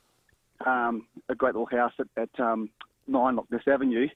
And we had to get onto all the buyers and call them up and let them know the auction's being brought forward because of the level of interest. And so that was just a matter of keeping the staff on task. I guess the benefit for a guy like you, Simon, working in real estate is that, you've got agents who are on the road. It's a very mobile sort of a profession. But I think they're an Indian-Australian family who run the Masters of Bread bakery next door. They're totally reliant on foot traffic, on people popping in for lunch, on doing deliveries and so on. They would have had a disastrous day yesterday. Look, they definitely would have been affected. Thankfully for them as well, they're on the corner of Dudley Avenue there. So a lot of cars do come around through that way, but it definitely would have affected their business. And there's a nice young guy who's just set up a barber shop just there as well, Shabar Barbers. And oh yeah. He's just got a new shop down at I can't remember where it is now, but it's another shop that he's running as well. So taking a huge risk. And definitely would have affected his business as well. So we are a bit more mobile. So and people are used to working from home with COVID. So in fact, the young girl where the car actually hit the window, who works at that desk, thankfully, she does work from home quite a lot still now. So that was quite fortunate. It was very early in the morning, obviously. So but yeah, we are very mobile, so it is a lot easier. What do you reckon this will cost you? Oh, look, obviously we're covered by insurance. So hopefully the branding of Tanner Real Estate on the news is helpful. But front page of the paper. What do you think the value of the damage is, though? Look, damage will be covered by insurance, no doubt. So I think our excess will be $1,000, something like that. So won't be too serious. But look, the main thing is people are okay, really and truly, as you're aware. I feel sorry for the family who have been hit, and just thankfully everyone's okay for a large part, which is a bit of a miracle, really, that the Speedy was going. So, yeah. Yeah, it certainly is. Hey, Simon, appreciate having you on, mate, and hope you have some less eventful days ahead. Yeah, absolutely. Well, thank you very much, guys. Have a great day. You too, Simon. Thanks, mate. Simon Tanner from Tanner Real Estate. Looking at the building, you just see there are so many elements of this that could have been significantly worse, have been slightly later if there'd been people sitting there, the person who works at that desk had been there. I'll admit, I texted Mum during the show yesterday. Like that, Mum and Dad are both retired, so they don't have to spring out of bed anymore. And I knew that there was no chance that they'd be on the road at 6:15 a.m. But they drive a white Toyota Camry, and when I just looked at that car, because I know they use that road all the time, I texted Mum while we were on air yesterday, and I just said, I didn't say, "Are you okay?" I just said, "I'll keep away from Goodwood Road," and she texted me about going, "Yeah, I've been listening to the show. I heard about it." But I think a lot of people would have had that same reaction where you look and you go, my folks or my girlfriend or my kids drive a white Toyota, and you just look at it and you think, bloody hell. But to this point, you made an excellent point this morning, mate, about our capacity to use language to sort of downplay or airbrush reality. Minor injuries. A broken bloody pelvis is not a minor injury. Yep. If you're just driving to work or driving home from work after doing night shift or whatever it is, driving down to the local survey to get a paper. Like, a broken pelvis is a life-altering thing, and it is the fault of this piece of you-know-what who's driving this car. And as you said too, it's premeditated. He's got the bodged up number plates. Yeah, and there's so many texts that we've got. Paul in Seaton, he says, If this woman in the car isn't going to help police find this piece of you-know-what, why give her medical help? Yeah. A lot of people would agree with that. I just don't... Nobody got killed, but I'm not sure how any other... And that was only by chance, and no other element of this could have been... It couldn't have been worse. Premeditation, speeding, hitting an innocent person, smashing into a business, fleeing the scene. Like, if you were trying to do it worse, what more would have you done? Well, 24 hours on... If you said to yourself behind the wheel of the day, I'm going to try and get the maximum sentence available. Yeah. You would have done this. And still being on the run a day later. Yeah. Like, some people might go, 8 hours in, you know what, I've really got to take my cuts for this. I've really got to own this one and get in and nip it in the bud and turn myself in and say to the police, look, sorry, I've recognised what I'm doing is wrong. There is a snowball's chance in hell of that person doing this. Well, yeah, and how believable is it now this long after the fact? Dave in Clarence Park, good morning to you. G'day, fellas. I drove past that yesterday and it was breathtaking. I mean, absolutely breathtaking. It looked like a bomb site. That's the best way to put it. And how, and I'm not putting it down, a broken pelvis could be a lifelong injury, who knows? But I think we're not downplaying it as in the injury. What we're downplaying is the fact that it could have been so much worse. Like, I couldn't believe anybody walked away from it. And this person that's done this runner, if we haven't got any room in our jails, open Adelaide jail, slide a bucket of water in there every day, a bit of dry toast and leave it there, and just start getting serious with these blokes. Yeah, I agree. Because without getting serious, if we don't start getting serious, this is not going to stop. No, it's not. And not until, somebody's going to get killed, and then a family's left with that, and these blokes get nothing. Yeah. It's beyond a joke. It is absolutely beyond a joke.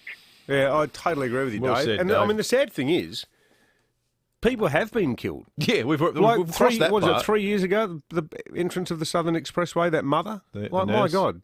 Yeah. Unbelievable. So it is kind of exhausting and irritating talking about these things over and over. Because we're not talking about one incident, we're talking about accumulation of incidents. And what everyone listening says? I wonder if those previous ones had been dealt with to our satisfaction. People who been locked up, would we be talking about these ones today? That's invariably where you sit as a human being. Yeah. Are we having this one? Are we fighting this fight today because we lost the fight yesterday? That's what it feels like. Yeah. As a law-abiding citizen sometimes in this town. Absolutely. 18 after 7. Let's check traffic thanks to Dave Potter Honda, Australia's #1 selling Honda dealer. For a new car, make them your #1 choice. Getting busy now on the freeway down track near the tunnels due to those works. Southern Expressway at South Road, that's city-bound, and North-South Motorway at Regency Road, city-bound. Highbury, a minor accident, Valerie Avenue near Lower North East Road. Join Zap Fitness today and access a $0 startup fee plus 2 weeks free on all memberships. Hurry, limited offer ends February 28. Visit zapfitness.com.au. Adelaide's most accurate traffic on 5AA. Leon Biner. Watching social media, they're having a bit of a go at people like Steve Marshall, the Premier, having a vaccination, accusing him of jumping the queue. On this one, I'm going to defend him, because if he didn't do it, he'd be then criticised for not showing leadership and being prepared to put his money where his mouth is. 9 till 12 weekdays. He then gets criticised because he queue jumped. I think the Premier has done the right thing. On 5AA. Gliderol Garage Doors have been manufacturing and installing doors in SA since 1974. From roller doors and sectional doors to customer designer doors and timber doors, the Gliderol range allows you to upgrade the street appeal of your home to any style. We also supply and install insulated sectional doors. Aside from the perfect smooth finish, insulated doors provide thermal and acoustic benefits. Call Gliderol on 1300 799 177 or visit gliderol.com.au. You might think having thousands of pals is excessive, but that's not what the team at Parafield Airport Liquor Store think, because that's how many they have. Sure, they might be made up of over 100 gins, over 200 whiskies, over 300 craft beers, and over 2,000 boutique wines. But they're some of the best pals you could have, and they're always looking for more, even if they are tricky to track down. Parafield Airport Liquor Store. Pals, next to Roulette's Tavern, Kings Road, Parafield. Now, of course, a lot of people have put their overseas travel plans on hold. We're talking about it earlier. In the UK, they've got a date when international travel comes back. Yeah, June. What about that? We're not so sure. So whether it was sunning yourself on the deck of a cruise ship or escaping to a tropical island, unfortunately, it's all on hold at the moment. That's right, but the good news is that while your travel luggage is collecting dust, some new NRG solar panels could be on your roof collecting rays and significantly reducing your power bills. Yeah, look at it this way. If you can't soak up the sun, well, get in touch with NRG and at least get some benefits of summer. That's right. You'll be astounded at how much money you'll save. And remember, the longer you wait, the more you stand to lose in lost rebates and savings.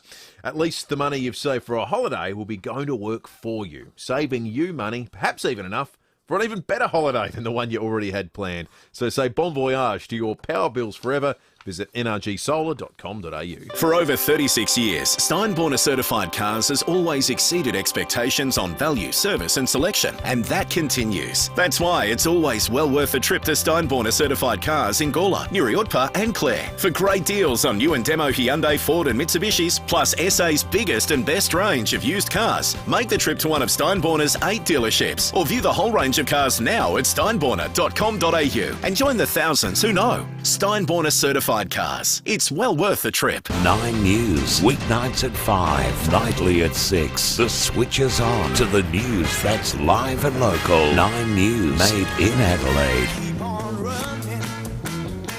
Bob Jane T-Marts, up to $100 instant cash back across selected passenger, performance, SUV and 4x4 tyres. You're listening to 5AA Breakfast. David Penberthy and Will Goodings. 22 minutes after 7, Stephen Rowe in just a moment. But first, we flash back with Michael Smith from 7 News. Morning to you, Michael. Morning, Will and Dave. A question for you to start flashback today. If you had to name the most famous counts in the world, who would you nominate? I'd probably, being a Sesame Street generation guy, go, "Why, I love to count." But I reckon as a South Australian, though, I might name Countadino. Arguably one of the world's most famous counts. Used to stand on Port Road in his dinner suit with that famous red sash. He was the face of Adelaide Central Furnishers. On Flashback tonight, we're looking at those iconic Adelaide commercials, some of which you'd probably rather forget. Cunno's, Designer Direct, Parafield Discount Cities Furniture. Here's a reminder for you. Hello, remember this account? Hey, what's the timer? It's freebie time! We're going to sell 10,000 quilts this year. Mother's Day, a time of the year when all good retailers band together to try and rip more money out of you. Listen to the man and he'll tell you what's happening. Now don't make no frown. Hey, this account! I used to love that Countadino ad. Hey, which account? What nationality do you think Count Dino was? Not Italian. Interestingly, apparently everyone from Italians to Greeks, Croatians, Serbians claimed him as their own. But here's some Breaking at 8 news for you well before Breaking at 8. Count Dino was actually Dutch. We catch up with him tonight. A guy called Paul Bock played the role of Count Dino for 11 years. And on a strange Adelaide coincidence, the Premier got in touch with me the other day to tell me that he used to work at Adelaide Central Furnishers when he was a uni student. How about As in that? Stephen Marshall, the Premier? Exactly right. You're joking. Well, he had the furniture connection, didn't he, with his father, with the family Exactly. business? So I'm not quite sure how he ended up at Adelaide Central Furnishers, but so he may well know the count from way back. We're also catching up tonight with Jeff Winter, who was the famous face of Cunno's for all those years, the $2 guy, to find out why these ads were so successful. He said he was actually inspired by the irreverence of Graham Kennedy, who you might remember on Melbourne Tonight did a lot of commercials with Bert Newton, and particularly those Raoul Merton commercials. You know, if your feet are hurting, you're wearing Raoul Merton. Hang on. Isn't that a bit like some bloke who plays the ukulele in the mall saying he's inspired by, Django Reinhardt? Michael, did the Cunno's $2 guy compare himself to the greatest television host in Australian history? Well, he said he was inspired by the irreverence of the King and Bird on TV. Inspired by. Oh, that's fair enough. Then. Hey, Mike, can I throw down a challenge for you? Yes.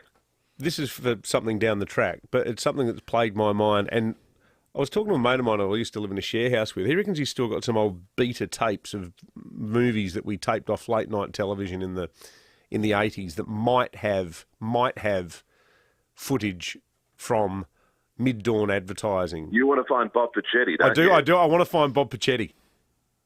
Oh, it's a challenge. We'll see what we can do. All right, it's a challenge. I think the flashback team, they're up for it. Good on you, Michael.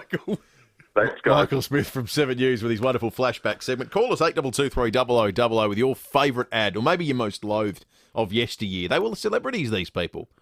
The Countadino. I don't think we have ad celebrities right now, apart from Frank Walker. I think he's it. But he's the last of a long line. He's not an guy. He's interstate. But I don't think we've got an equivalent. Maybe we do. Let us know if you think we do. 8223 Stephen Rowe joins us. It's time to talk sport. Morning to you, Rowie. I dropped a watermelon off a scaffold and says, "This bounces and you don't." That went viral. If it was viral. When did you do that, mate? First year of the Crows. It was the most ordinary ad ever. Anyway, we've got to dig that one out. That's excellent. I'll get it. I've got it somewhere. Jody's got it somewhere, and we'll put it up on the 5AA Facebook. Anyway, I guess the biggest sporting story this morning is Tiger Woods' car crash in Los Angeles. Yeah. His car rolled off a highway. We know that. He's needed to be cut out with a vehicle with the jaws of life. He is in hospital with multiple leg injuries. Thank goodness no one else was in the car. Clearly, we hope he's okay and can play golf again. That might be the last of his concerns. Doesn't look or sound good. Here's an LA reporter. His name is Jim Hill, covering the crash. As I mentioned earlier, one of the things that I have been told by California Highway Patrol, and they have seen the wreckage, they said that, Jim, this guy was going at a pretty good clip of speed, especially when he has to be gotten out of the car with the jaws of life. They also said at the accident, there weren't that many skid marks, which means he was going really fast and then all of a sudden went off a cliff or hit something. Yeah, it's also being reported, Rowie, that both his legs have been broken. Yeah, goodness me. I mean, crikeys, this can't be it for him. A 15-time major winner. He's only 45. Just had back surgery, his 5th. Masters is April the 8th to the 11th. He's no chance for that, but fingers crossed he's okay. Gee, that's a horrendous story, isn't it? Yeah, certainly is. Certainly is. Staggering. So we'll cover that. 36ers had a great win last night over Melbourne Phoenix. They're 1 win, 1 loss in the NBL Cup. Ash Barty as well. Hey, see you at 4. Good on you, mate. Good on you, Rowie. 28 minutes after 7. Dr. Greg Keane explains how SportsMed puts patients first every day. SportsMed is different. We have a clinic and hospital with specialists, doctors, physios and podiatrists all together in one location. There's also pathology, radiology, pharmacy and a cafe. This makes life easier for our patients because their appointments can all happen right here. It also lets us diagnose issues quickly, leading to high quality, cost-effective care. And their patients love it. SportsMed. Start living life again with our expert help. sportsmed.com.au. If you're building a home, the Selector Homes Display Village is a great place to start. Your ideas and imagination will flow. There's nothing else quite like it in Adelaide. Different homes for different lifestyles, all in the one location. Walk through the sanctuary. It's simply stunning, with an incredible Jarrah facade, polished concrete floors and a sensational use of space. Explore the Selector Homes and Building Solutions Display Village, Port Wakefield Road, Burton. Visit selectorhomes.com.au. Been missing live events? Adelaide Fringe is back for 2021. There's over 800 events to choose from in over 275 venues. So what will you see this year? With so much choice, there's never been a better time to fringe your way. But make sure you book early because capacities are limited. Adelaide Fringe, from Feb 19 to March 21. To book your tickets, head to adelaidefringe.com.au. Thanks to Principal Partner, Bank SA. Meet the girls from the FIVEaa Milk Company, your local milk company. This is Matilda. Over here we got Daisy and Charlotte. Grace. This is Alice. Who else have we got? Nicole. Beverly. With more moo Lucy. in every bottle. Look for FIVEaa Milk Company at independent supermarkets and the Adelaide Central Market. 100% local, 100% preservative free. Samantha. Barbara. She's a bit cheeky. This is Adelaide's 5AA.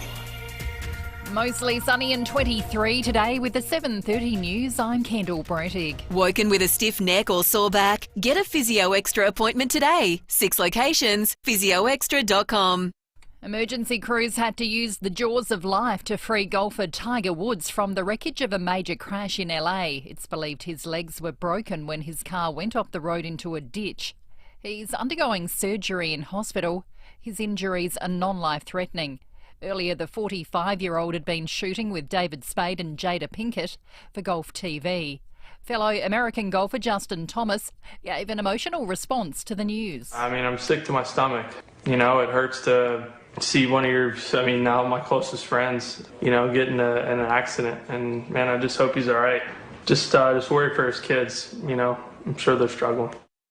Police have searched a number of homes as they hunt a male driver who fled the scene of a serious crash at Dorr Park yesterday. His speeding Commodore collided with a Corolla at the Dudley Street intersection with Goodwood Road.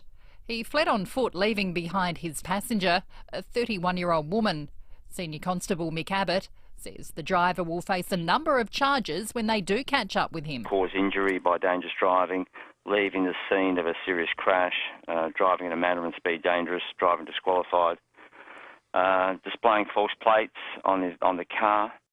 The Treasurer says he's taking Mark Zuckerberg at his word as the Facebook founder promises to restore news on the social media platform in Australia in the coming days. Josh Frydenberg's told Today they reached an agreement yesterday which would see some amendments made to the Media Bargaining Code.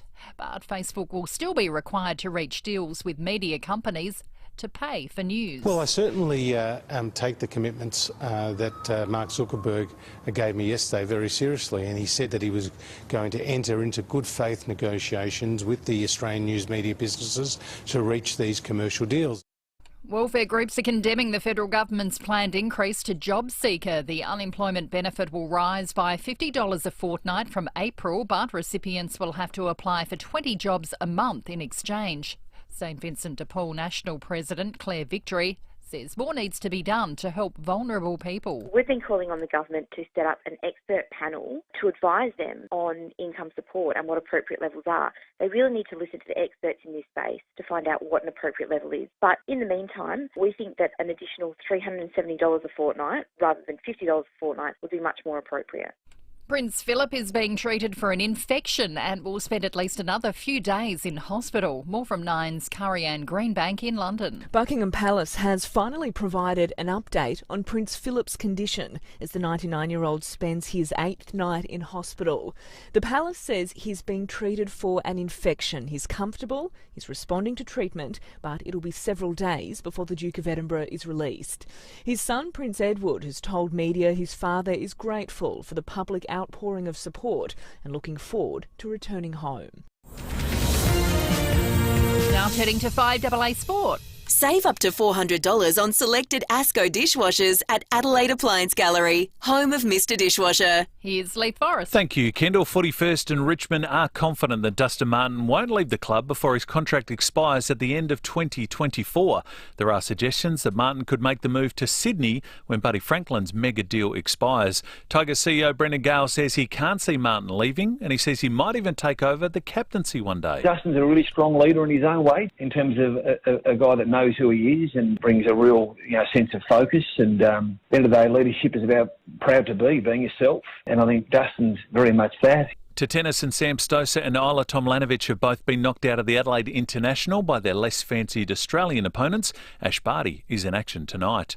To basketball, the 36ers have held off a late surge from the southeast Melbourne Phoenix to win their NBL Cup match by 5 points. Coach Connor Henry happy with their all-around game. Today was one of those games when we were really focused and loose, I thought, as a group and ready to go. And we did a lot better job at executing on the offensive end, and we were a lot tougher and more physical, I thought, on the defensive end. So a very good effort.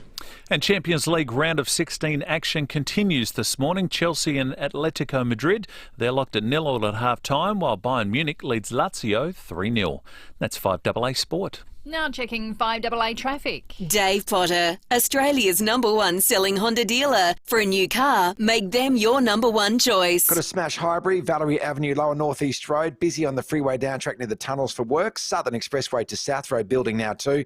And it's flagging just a little at the North-South Motorway end of Regency Road. NAB's 2-year fixed rate home loan is their lowest advertised fixed rate ever. Search NAB Home Loans for more. T's and C's, fees and charges, eligibility and lending criteria apply. Offer may vary or end. Adelaide's most accurate traffic on 5AA. Electrical, air conditioning, gas, solar or plumbing issues? Call Sharp Services on 131 750.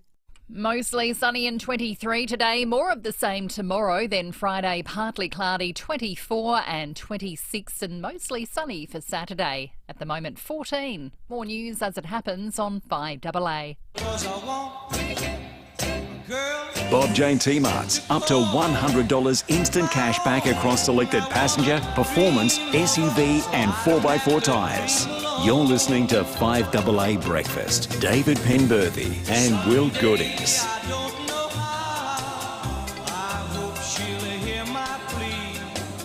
24 minutes to 8. Jump on the 5AA YouTube live stream right now and you can watch Sean Fuster work his magic in the 5AA Breakfast studio. Just head to 5AA.com.au, click watch now, or indeed you can just head to YouTube, search 1395 5AA. You can get the live stream up and running and send us a text or leave a comment. The Telstra Storm Out Barker text line 0480 08 1395. Army hearties, I've joined the crew of this fine pirate broadcast. Well, we've gone mainstream. We've gone mainstream. Oh, well, in that case, fine. Yeah, I know. But on YouTube, on Google's YouTube, we're not back on Facebook yet. Not yet. We will be. When they ask us back. You know, I was really touched last week, and I got to say this on air. When my Facebook page stopped working, the number of followers, readers out there, listeners of this show who all switched immediately across to my Twitter feed to stay in touch with all of my stories and keep the dialogue going. So grateful. Thank you very much, everyone out there, for this weird little around the courts, true crime, city of evil, occasionally pro wrestling community that we've built. I'm really, really grateful for all of you. It shows, and it's taken a while for Facebook to work this out, that people actually place a value on reliable and credible journalism by people who know what they're talking about. And pro wrestling. Yes, exactly. And pro wrestling. Yeah, because, you know... Right City Wrestling this weekend at the Adelaide Fringe under the Peacock tent. Big Top Beatdown. I'll be there. You be there too. We all need an outlet. Exactly. Something for both sides of the brain. Now, this, I must admit, Sean, sometimes there's no reflection on your work, but sometimes I get 3 paragraphs into some of these stories about sex offenders and so forth, particularly when it involves kids, and think I might just turn the page and hopefully there's a nice story about a magpie with a broken wing that's made a miracle recovery or something like that. Spoken like a former News Corp editor. But tell us about this Mormon guy. What's the go with him? Yeah, look, without word of a lie, this was one of the most confronting moments that I've had in court. And, 19 years, that's saying a lot. This person sexually abused his own child from the ages of 6 to 12, put her through quite literal hell. What makes it different than the usual? Because, of course, everybody's thinking, all right, so the church hushed this up. It's going to be one of those stories. And the answer is not really, because the mother found out, the church found out, but what they found out was a piece, 1% of what he was actually doing. And that's what he confessed to within the walls of the church. And so the Church of Latter-day Saints said, all right, we're going to censor you, counsel you, put you through our processes, and move on. That left the poor girl in this position where every adult around her is saying, oh, it's been dealt with, it's fine. Oh, yeah. So she grew up believing that everything that happened to her had been condoned, whereas her father had actually lied to all of these people in order to get himself out of trouble. So they never went to the police? So they never went to the police, not for 40 years. This That's woman staggering. finally went to the police, took her mother with her and said, this is the extent of what I've been through. And her mother instantly went, I am the most horrible person in the world. And as she said in court in her victim impact statement, I don't deserve forgiveness, I don't deserve compassion, something fundamental inside me is broken, I didn't protect my child when I should have. To hear that coming from the mouth of a mother who is just as much a victim of these lies as anybody else is heartbreaking. There were members of the Church of LDS in court watching, seeing them break at the moment that the daughter talked about every adult abandoned me. I was left alone. They were crushed.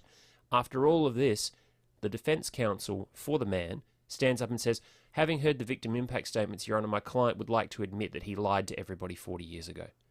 Oh, wow. So he's finally admitted it after all this time. 4 decades, only after hearing all these people absolutely destroyed by his conduct. Please tell us he's not going to get a discount for doing that. The good news is he's already in prison, and by the calculations, the chances of him dying in jail before his sentence is up is pretty high, because even with the bit of sentencing discount he got for pleading guilty early, and let's face it, on the face of it, it's not exactly the most voluminous and forthcoming guilty plea compared to what he's now said.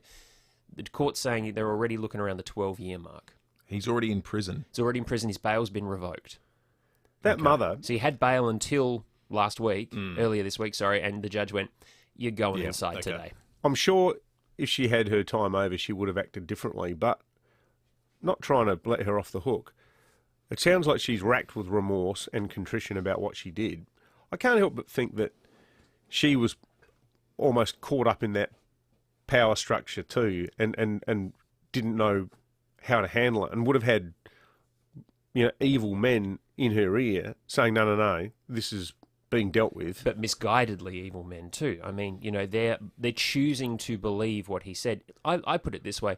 There are many more people in this circumstance who could have been charged. Yeah, totally. Absolutely. And the fact that the daughter is so forgiving, is so willing to accept these people back into her life, shows that she's more a person of faith and moral than any of the people that she grew up around. Yeah, absolutely. And also, Sean, you've covered what must be the most Aussie drug bust in history. Mate, this was amazing. So, a couple of months back, we got word that a Kirkcaldy, I can barely pronounce that, Kirkcaldy Park, one of the prominent equestrian centres in South Australia, probably the equestrian centre in South Australia, had been the scene of a drug raid. Someone had found, all sorts of hydro and all sorts of heat lamps and things like that. And when the person responsible came for sentencing the other day, I got to admit, it was hilarious. The court says, well, in sentencing, we'll take into account the fact that you were very candid with the police officers who arrived. When they arrived, they said to you, is there anything we should know about? You went, yeah, probably, and led them to the marijuana, saying, it's how I make my living. When they said to you, is there anything else we should know about? You went, oh, I'm going to be broke by the time this is done, and led them to the rest of the cannabis. And when they commented on the state of the cannabis, you said, yeah, half of it's rubbish, this is the worst crop I've ever had. So you feel Chapo Guzman had his time over, he could have tried that when the DEA caught up with him and said, look, hey, boss, it's the worst I've had. Can't a guy make a dishonest quid round here? I did love the line from defence lawyer Craig Caldecott, who looked at the judge and said, Your Honour, I appreciate my client's candour with the police. Oh, did he get put down? He got himself a bit of trouble, yeah. What kind of sentence do you get for, just generally speaking, for cultivating a marijuana crop these days? It depends. You can go inside for it. You can get a fine for it. Most of the time, it's a suspended sentence and a complete seizure and destruction of the cannabis involved. But that's extraordinary. It was the worst he'd ever had, mate. Yeah, well, sounds like with a line of argument like that, it sounds like he'd been sampling his product to me. Yeah. Well, according to him, only 99 grams of it, only 0.99% of however much he had was for sale. The rest was for personal use. Oh, there were 2 houses on this property filled with dope, so that's a lot of personal use. 2 houses full of it, my God. But 2 houses full of, garbage, don't forget. Not good stuff. Not the good stuff. No. Not the vino. Yes. Quite extraordinary. Save that for his clientele. Hey, Sean, I don't know if this is a Dixer. I don't know if you're setting up plants out there, but Sam on the YouTube, watching on the live stream, says, when are the big wrestling shows back at the Hall? Oh, good on you, Sam. Don't know about the Hall because, COVID remains COVID. But we've got 2 shows at the Fringe. One this weekend, February 27th, noon, under the big top, the Peacock tent at Gluttony. And then another one on March 20th, which I believe tickets are still available for. And we're going to be rolling out some new shows over the rest of the year. We've got potential new places lined up, new stars. It's going to be a really big year for Riot City Wrestling. Do they have to wrestle in masks? No, fortunately. We did look into that. We did have to find out about that. COVID masks or like, El Santo Lucha Libre type masks? Well, Kit Condor's still going to wrestle in his lucha mask. In fact, while we're here, one of the big matches coming up is a mask versus hair match. Wow. If Kit Condor loses, he has to unmask. If Jensen Hunt loses, he gets his head shaved in the middle of the ring. High stakes. Very high stakes. Yeah, okay. I'm not getting my head shaved. That's already happened. You don't need to, mate. When did you lose your Mother fight? Nature's taking care of that. Just let's say there's a masked wrestler out there that laughs at me all the time. Good on you, Sean. Sean Fuster from the Tyres are joining us each and every Wednesday morning as we go round the courts. It's time to check traffic. Thanks to Dave Potter Honda, Australia's #1 Honda dealer for a second year running. DavePotterHonda.com.au. The freeway down track near the tunnels is now starting to flag a little bit with restrictions for those roadworks. Traffic also moving at a leisurely pace off the Southern Expressway up to South Road, North-South Motorway Regency Road and South Road Anzac Highway. Want to get Foxtel so you don't miss a minute of the action? Get every game of the NRL and AFL Premiership seasons with no ad breaks during play. Search Foxtel or call 131787. Adelaide's most accurate traffic on 5AA. I'm just popping out. Where to? Nowhere, just out for a drive. Are you going somewhere? Me? No. No. Oh. Well, you look a bit nice, that's all. No. Just going up to the shops to get some stuff. Oh, all right. I'm going to Jarvis Toyota for another test drive. Okay, so am I. I'll give you a lift. Thank you. You know, I really like Jarvis Toyota. Jarvis Toyota. Come for a test drive. Take home the feeling. South Road, Clovelly Park. What's on your bucket list? Parachuting? Climbing Everest? Swimming with sharks? There's one thing that should be on everyone's bucket list. A will and estate plan. A will, power of attorney and advanced care directive speak for you when you can't. They look after you and your loved ones. A will and estate plan drawn up by Donlan Lawyers is peace of mind for everyone. For wills and estate planning, contact Donlan Lawyers or visit donlanlawyers.com. Put it on your bucket list. Look around your house and yard. If you see old tools, broken bike frames, an old fridge and even that old car, don't look at it as junk, look at it as dollar signs. At Nor Metals, our priority is to give you the best value for your scrap metal disposal. We offer cash for scrap Monday to Friday and Saturday mornings for a range of different steel supplies and car components, including bodies and radiators. Get cash for your scrap at Nor Metals, 255 Grand Junction Road, Ottaway. The Hospital Research Foundation Home Lottery is giving 4 lucky ticket holders the chance to drive away in a brand new BMW just for getting in early.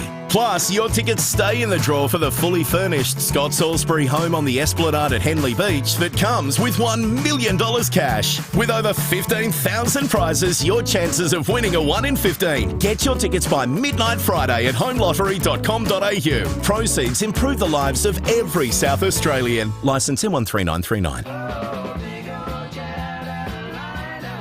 Buy 3, get 1 free across selected Dunlop and Goodyear tyres at Bob Jane T-Marts. You're listening to 5AA Breakfast. David Penberthy and Will Goodings. 12 to 8, flashing back about the advertisements of yesteryear with Michael Smith earlier. Julie in Manningham's got a recollection for us. Morning, Julie.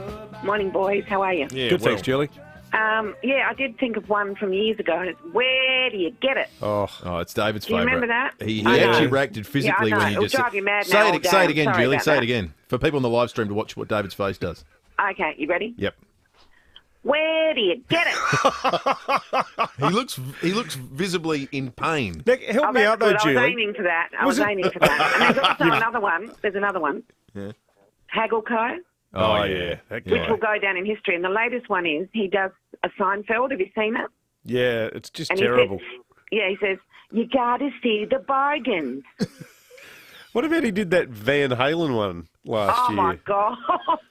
Jump. I want to know who's in the sort of concept meetings with that bloke where he comes up with the ads and then says, well, "What do you think, guys?" And then, I'd like to be there. Might be a one-man band that meeting, I suspect. Good on you, Julie. That's a fantastic call. Thank you, Julie. Julie in Manningham. what was Where Do You Get It for though? Was it Tom the cheaper grocer? Hang on, Julie might know. You still there, Julie? No, she's just We've gone. lost her. No, now we're never going to know the answer. Someone will text us in the Telstra store. What was it? What was it for? Well, people watching on YouTube might be able to fill us in. I think it was for Tom the cheaper grocer. Okay. Can you remember? You No, weren't I even don't know. born, were I you? don't know. Amelia Mulcahy from 7 News is on the line. I don't think she knows either, but she knows plenty about the weather. Morning, Amelia. Good morning. No, can't answer that one just yet. I'm sure it'll come to me at a very inconvenient time, at like midnight or something, as they all do. We've got some cooler weather about, guys. It's been quite mild for our last week of summer, and I'm using it as a good opportunity to explain everyone's favourite concept, apparent temperature. Oh, yes. Which I know you love. So last night when reading the weather report for 7 News, we're in the Garden of Unearthly Delights, and it was cold. Like, you need a sort of coat weather. The cardi wasn't cutting it. You need a coat.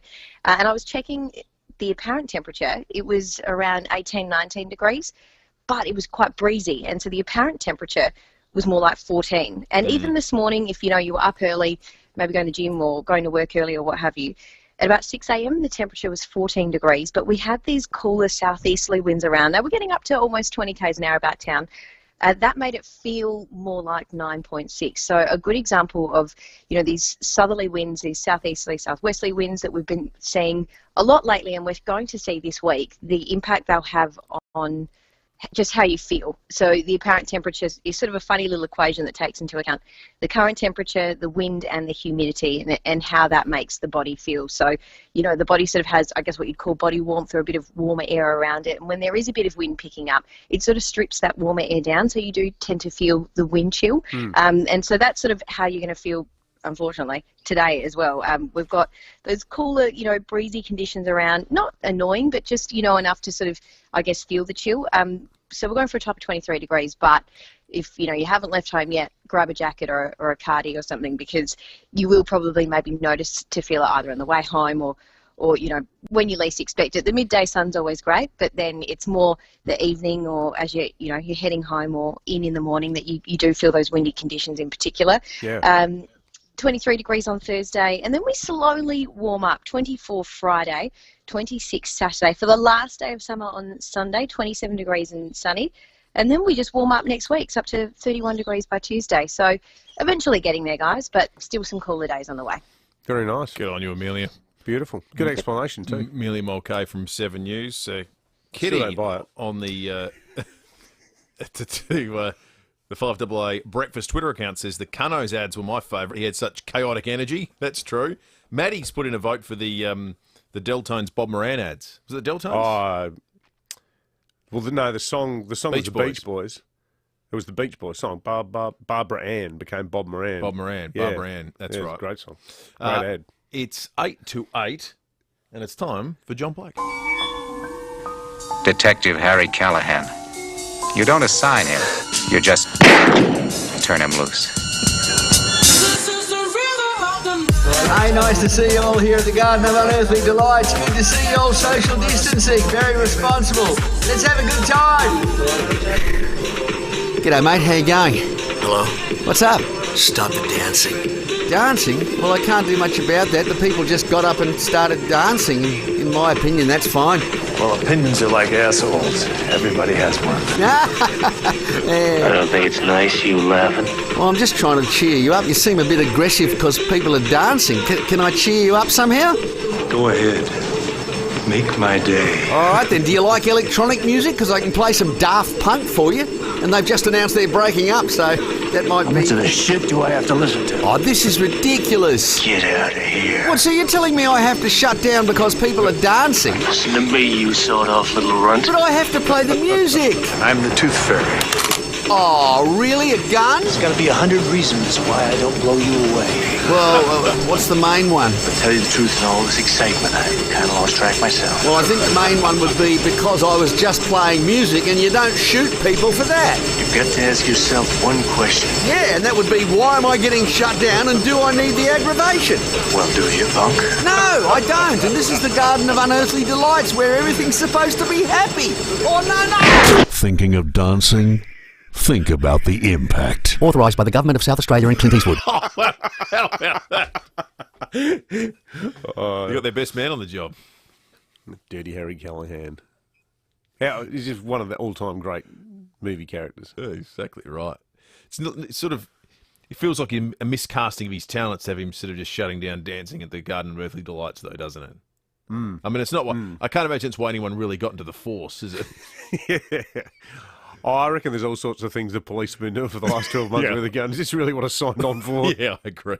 6 to 8. Way back in 1974, Gliderol Garage Doors began manufacturing and installing garage doors in South Australia. A lot has changed since then, but our commitment to quality remains as strong as ever. We have garage door solutions of all kinds. Not only do we have traditional doors, our timber look or custom designer doors ensure your house will make a style statement. For a free measure and quote and helpful advice, give Gliderol a call, 1300 799 177, or go to gliderol.com.au. For over 36 years, Steinborner has been well worth the trip. With over 400 used cars to choose from, you're sure to find the car you're looking for. Steinborner is your first choice for new Hyundai and Mitsubishi in the Barossa, and your first choice for Ford in Clare. And don't forget, you can always click through the collection of vehicles online at steinborner.com.au. Great local deals on great local cars from your locals. Steinborner Automotive. Still well worth the trip, or well worth the click. When people walk through the doors at Pals,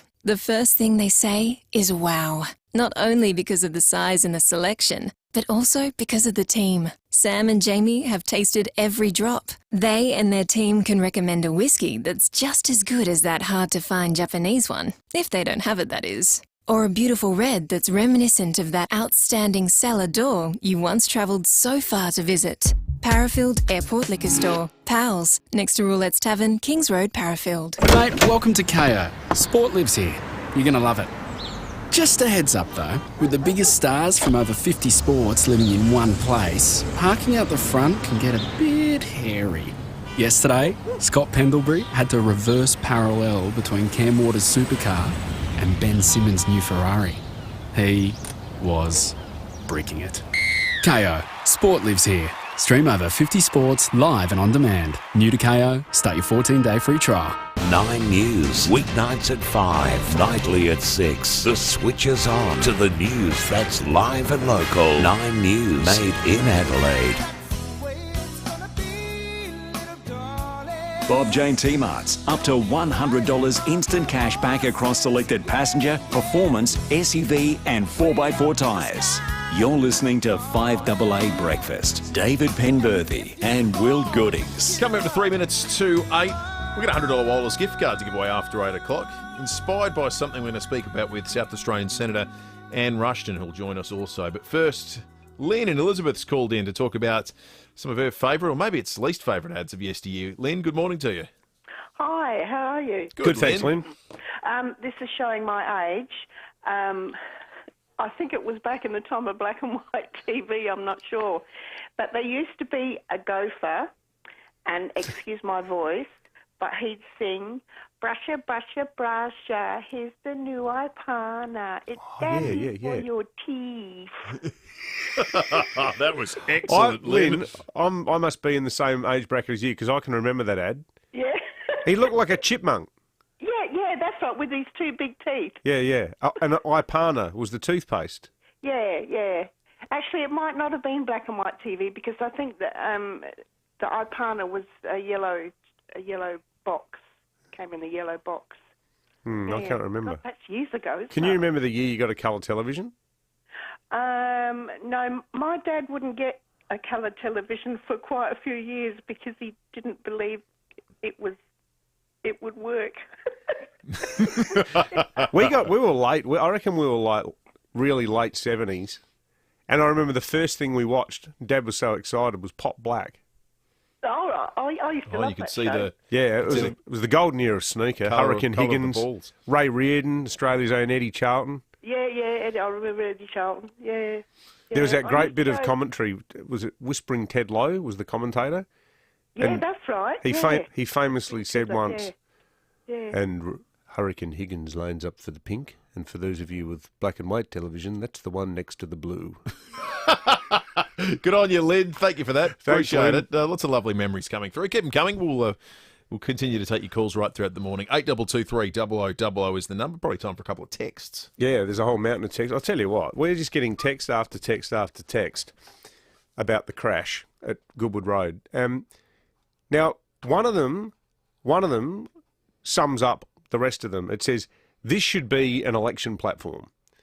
What we're talking about so many people have said, guys, keep talking about this, and they're happy that we've gone big on it again today, because too often this is what happens, you know.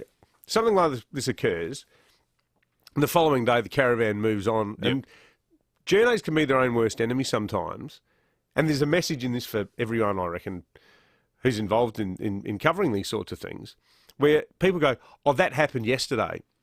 This isn't a that happened yesterday story. This is a this has happened again and will happen again story, which is why, with no encouragement whatsoever, we are just getting an endless stream, and I mean endless because there's more coming in as I'm talking, of messages saying, what are we, a bunch of saps who just sit here and cop this as a community? Yep.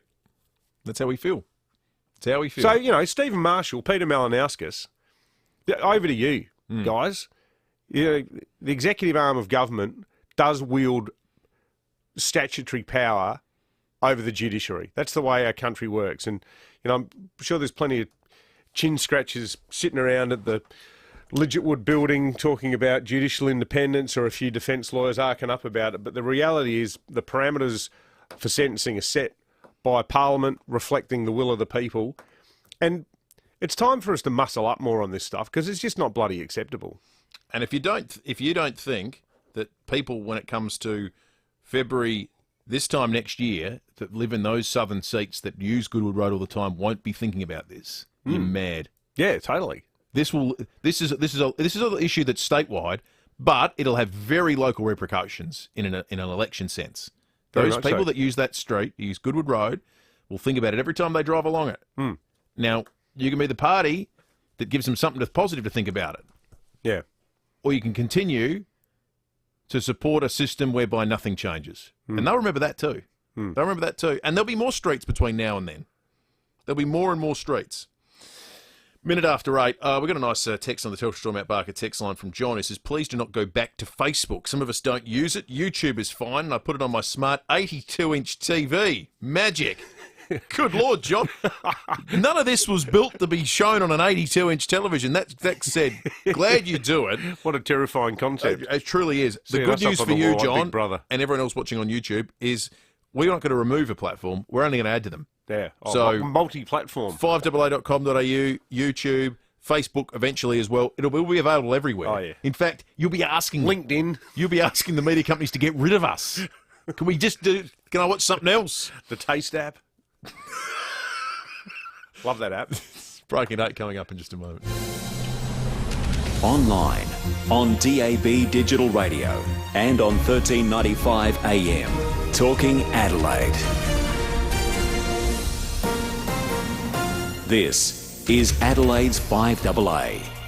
Mostly sunny and 23 today. With the 8 o'clock news, I'm Kendall Brettig. Physio Extra is a registered NDIS provider, so let them support you in achieving your goals. physioextra.com. Tiger Woods is undergoing surgery after suffering leg injuries in a car crash in LA. 9's Amelia Adams is there. She was the only person in that vehicle, which is an absolute wreck. He was taken out by the jaws of life. He was in that area for his annual invitational golf tournament. That is the Pacific Palisades, a really nice beachside suburb, but it is very hilly, lots of winding roads. We don't know the cause of this crash as yet, but the word from law enforcement locally at this point is that there's nothing untoward about it or charges pending yet, simply that he went off an embankment, rolled, and it is currently an active investigation for a very bad accident. Police say they know the identity of the driver who fled the scene of a serious crash at Door Park yesterday morning. His speeding Commodore ploughed into a Corolla at the intersection of Goodwood Road and Dudley Street. Senior Constable Mick Abbott says his female passenger and the man driving the other car remain in hospital. He's fortunately not too bad. I believe he's got a broken pelvis. He's in Flinders Medical Centre. The passenger of the Commodore, a 31-year-old woman from Adelaide, was taken to Adelaide Hospital, and she's got broken ribs and other fractures, I believe. We've spoken to her, and that really hasn't assisted our inquiries much further. Almost 2 million Australians will get an extra $50 a fortnight as part of changes to unemployment benefits. In exchange, they'll have to actively look for work and prove they've applied for at least 20 jobs a month. But SACOS's Ross Womersley says the increase isn't enough. They've listened, but they haven't heard what people have been saying. This just leaves people in dire circumstances. Facebook will restore Australian news feeds in the coming days after what appears to be a backdown in its fight with the federal government. Peter Lewis from the Australia Institute says it appears the government and Australian media companies have had a win. From the cheap seats, it looks like a bit of a capitulation by Facebook, to be honest with you. They've managed to secure some minor amendments to legislation they were determined to skewer. A week ago, they were saying we can't live with this legislation whatsoever, and it appears the legislation will be becoming law in the next couple of days. Buckingham Palace says Prince Philip will remain in hospital for a few more days to be treated for an infection. The statement says the 99-year-old is comfortable and responding to treatment. Now turning to 5AA Sport. Save up to $200 on selected Asco laundry appliances at Adelaide Appliance Gallery, home of Mr Dishwasher. Here's Leith Forrest. Thank you, Kendall. Ash Barty will be on court today at the Adelaide International. She's up against the American Danielle Collins and says she's not putting too much pressure on herself. It's just trying to go about my business and my training, my process is the right way for what works for me and my team, and that's all that matters to us, really. Meantime, Sam Stosur has been knocked out by fellow Aussie Madison Inglis, while Storm Sanders smashed Isla Tomljanovic in straight sets. David Warner's clarified comments about his recovery from his groin injury. He says it will take up to 9 months to completely get rid of the pain, but he says he'll return for New South Wales in the Shield next week. The 36ers held on to be 5-point winners over the South East Melbourne Phoenix in the NBL Cup overnight.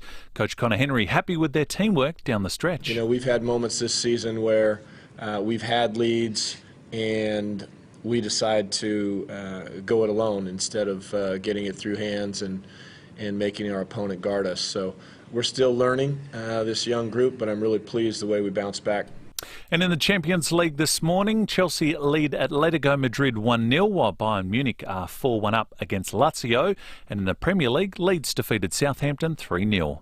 That's 5AA Sport. Now checking 5AA traffic. Dave Potter, Australia's #1 Honda dealer, second year running. DavePotterHonda.com.au. The freeway down track near the tunnels has restrictions for roadworks. The Southern Expressway at South Road, North-South Motorway Regency Road, South Road West Hindmarsh, all flagging. Is your vehicle handling the way it should? A Petters brake, steering and suspension check for just $28 is the easiest way to make sure. Visit petters.com.au today, Adelaide's most accurate traffic on 5AA. Electrical, air conditioning, gas, solar or plumbing issues? Call Sharp Services on 131 750. Mostly sunny and 23 today, more of the same tomorrow, then Friday partly cloudy 24 and Saturday mostly sunny 26. At the moment 14. More news as it happens on 5AA. In the last hour on Adelaide's 5AA. Crash at Goodwood Road with a car, a black Commodore, travelling, according to witnesses, somewhere in the order of 100, 150 kilometres an hour. The person's on the run and everyone else around them's left to pick up the pieces. One of those people is Simon Tanner from Tanner Real Estate. Look, I go for a walk with my wife every morning down at Brown Hill Creek with our dog. We're walking home, just finishing our walk off. My son was just finishing his conversation with us from the UK. And he says, "Oh, Dad, I've got some bad news." And he said, "Someone's driven to your office." I said, "Oh, you are kidding, aren't you?" Jeff Winter, who was the famous face of Cunno's for all those years, the $2 guy, he said he was actually inspired by the irreverence of Graham Kennedy, who you might remember on Melbourne Tonight did a lot of commercials with Bert Newton, and particularly those Raoul Merton commercials. You know, if your feet are hurting, you're wearing Raoul Merton. Hang on. Isn't that a bit like some bloke who plays the ukulele in the mall saying he's inspired by, Django Reinhardt? You're listening to 5AA Breakfast. David Penberthy and Will Goodings. 8 minutes after 8. You heard Django Reinhardt, just in case people are going, who the hell's Django Reinhardt? He was a jazz innovator, a French guitarist with a Romany background who brought the sort of Latin flair to jazz. Incredible guitarist. Based on the example that preceded it, I imagine he was someone who was quite talented. 8 minutes after 8. Good name, Django. Absolutely. We have spent much of the morning talking about a crash that happened at Goodwood Road in Adelaide yesterday. There's a crash that's happened this morning in California that has much of our attention too. It's involved Tiger Woods, who, according to reports now, has broken both legs. He was rushed straight to hospital, went straight into surgery, but few other details are known beyond the fact that he had to be cut out of his car. We're going to cross to the US in just a couple of moments' time, so stick around. We'll get the latest from the crash scene in just a moment.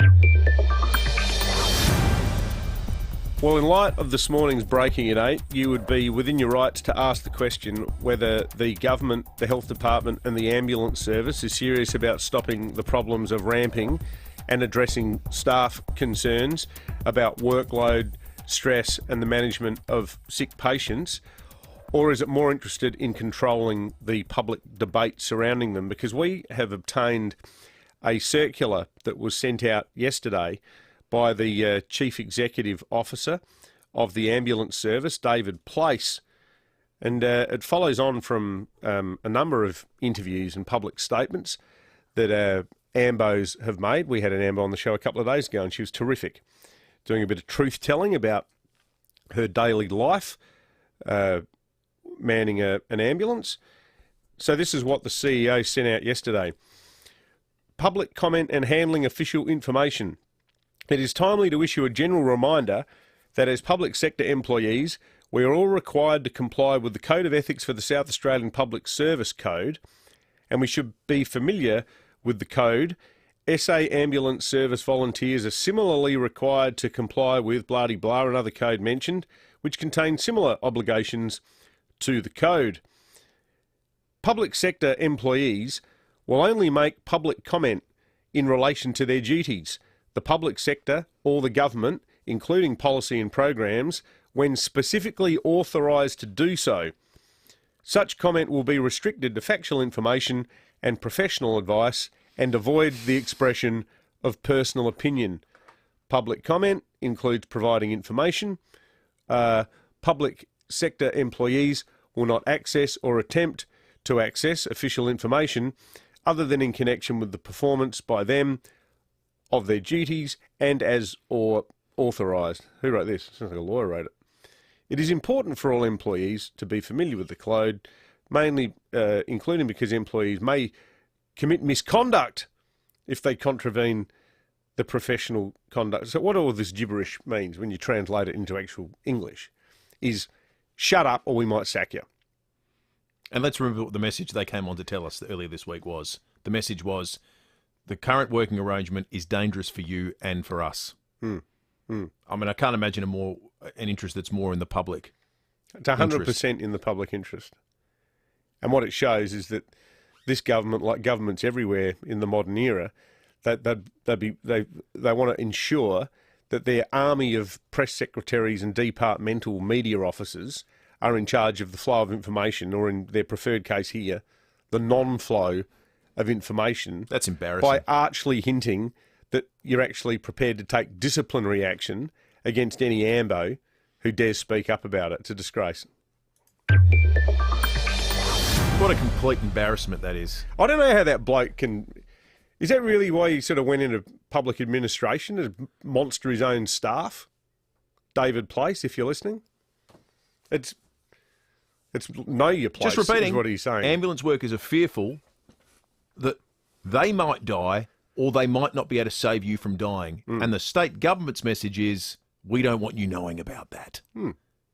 That's exactly what it says. They're in black well, and white. There's your worst fears about government realised in a single email, aren't they? Yeah. The funny thing too is Stephen Wade last year, when there was the furor over the cardiac problems at the Women's and Children's Hospital, and doctors and other medicos there were told to stop speaking out about what was going on. Stephen Wade said at the time, I've stood up for the right for clinicians to speak to the union, to speak publicly, and I've stood up for the right of clinicians to speak both in opposition and in government. We'll continue to stand up for the rights of clinicians to express their views. So what are there two different standards of freedom of speech? Oh, 100% there are.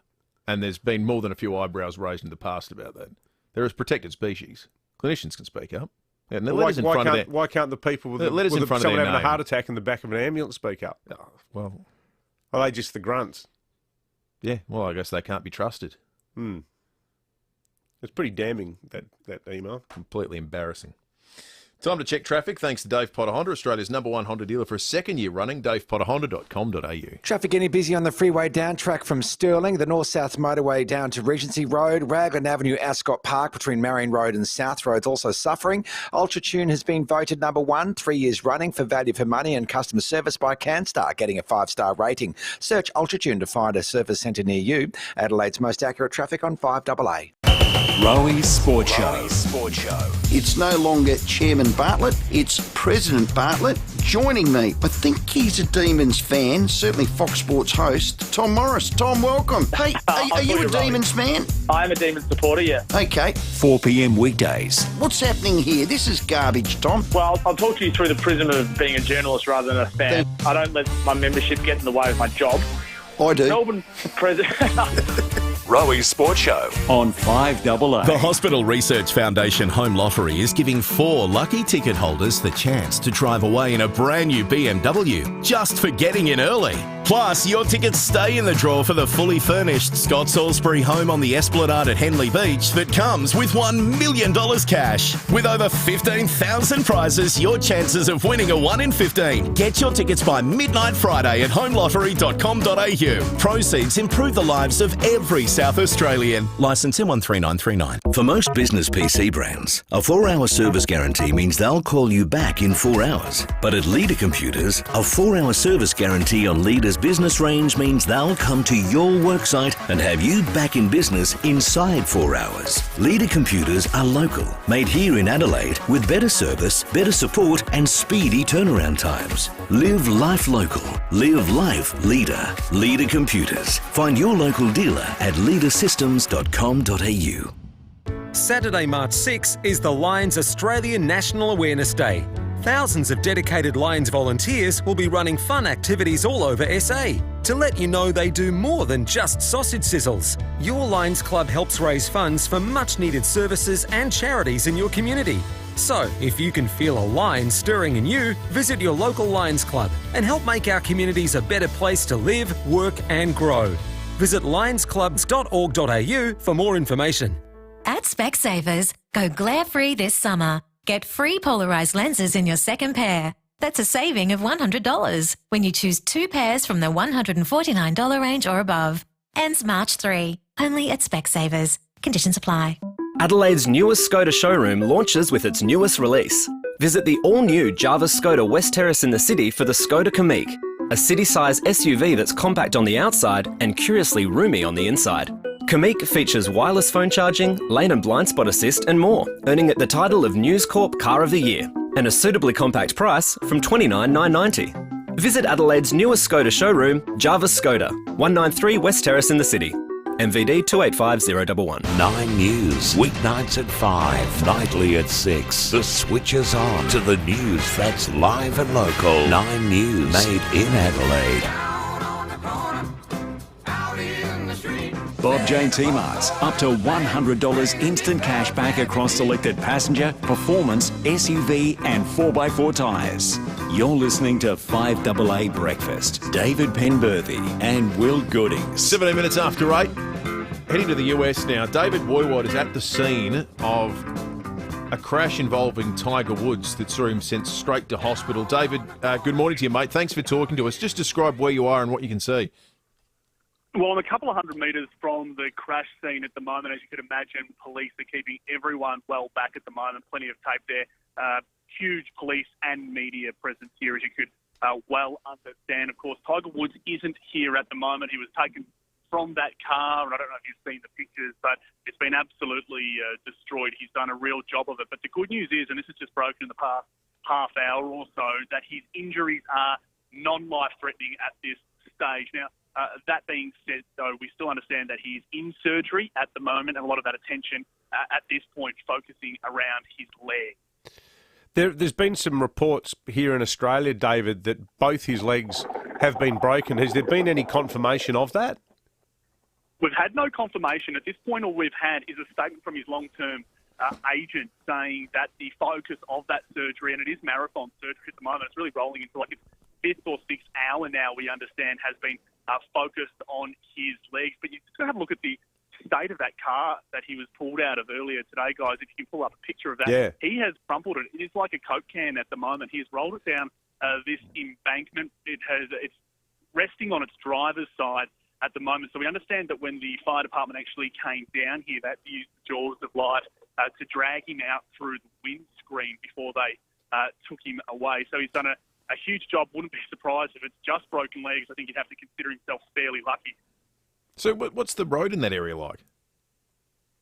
This is a residential area, guys. So it's big southwest Californian homes. They're fairly large properties, but it's a fairly residential road. I don't know if you can see any of those pictures, but their properties are sort of backing onto this embankment where he has managed to flip the car down a number of times. So it's not like a freeway. You wouldn't imagine huge speeds along here at the moment. Everything's blocked off at this point, but there's no real dangers down here. This is a beautiful Californian day at the moment. It happened early in the morning, just after 7 o'clock today. So certainly that'll form a large part of this investigation, trying to piece together exactly what has happened. And there's no word on what he was doing at the time. Like, was he heading to the golf course, or he was on his own in the car, wasn't he?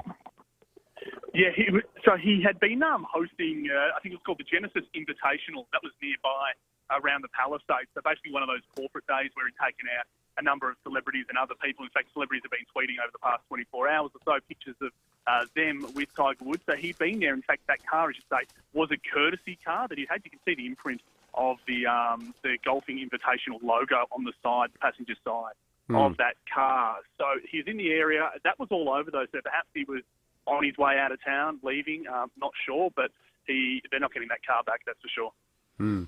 David, appreciate the insight, mate. Thanks for chatting. See you, bud. David Woywad for 7 News at the scene of the crash.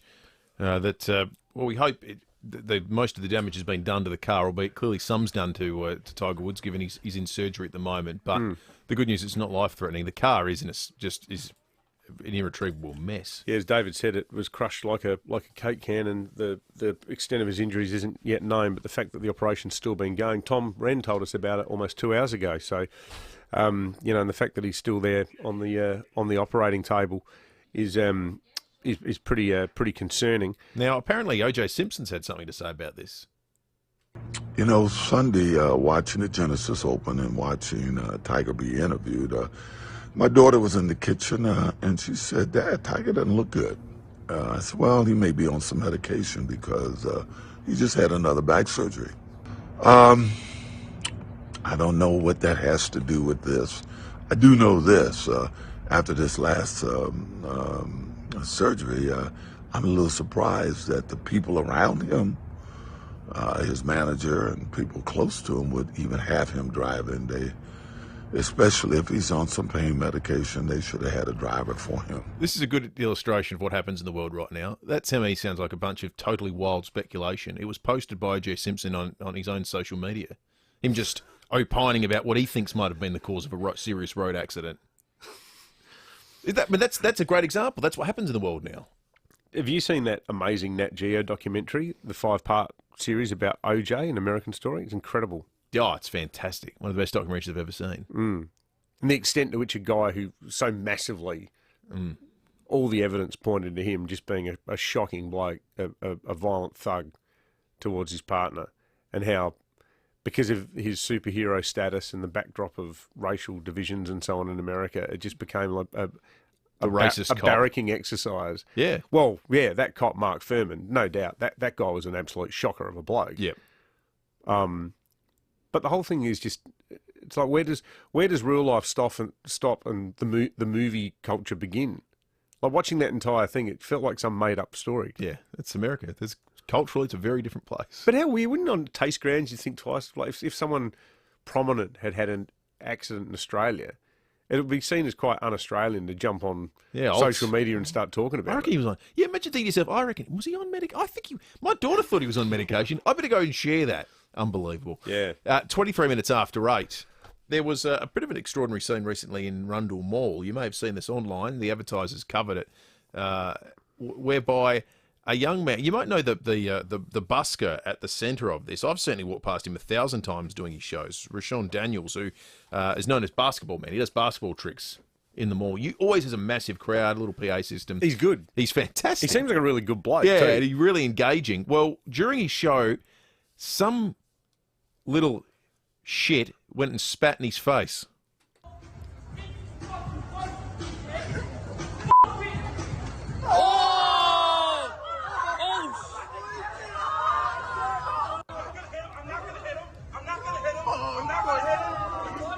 Oh! I will knock you out. Everybody's seen what you did. You spit in my face. I go punch in the face. Oh! I'm not gonna hit him, but you all seen what he did. So go away. Go away. You're a troublemaker. You come by all the time starting trouble. So go that way. Drug addict. Stop I don't drink drugs. I drink alcohol. I drink fucking alcohol, not drugs. Eat my bitch. There's a whole bunch of things about that video that are sad, I reckon. Yep.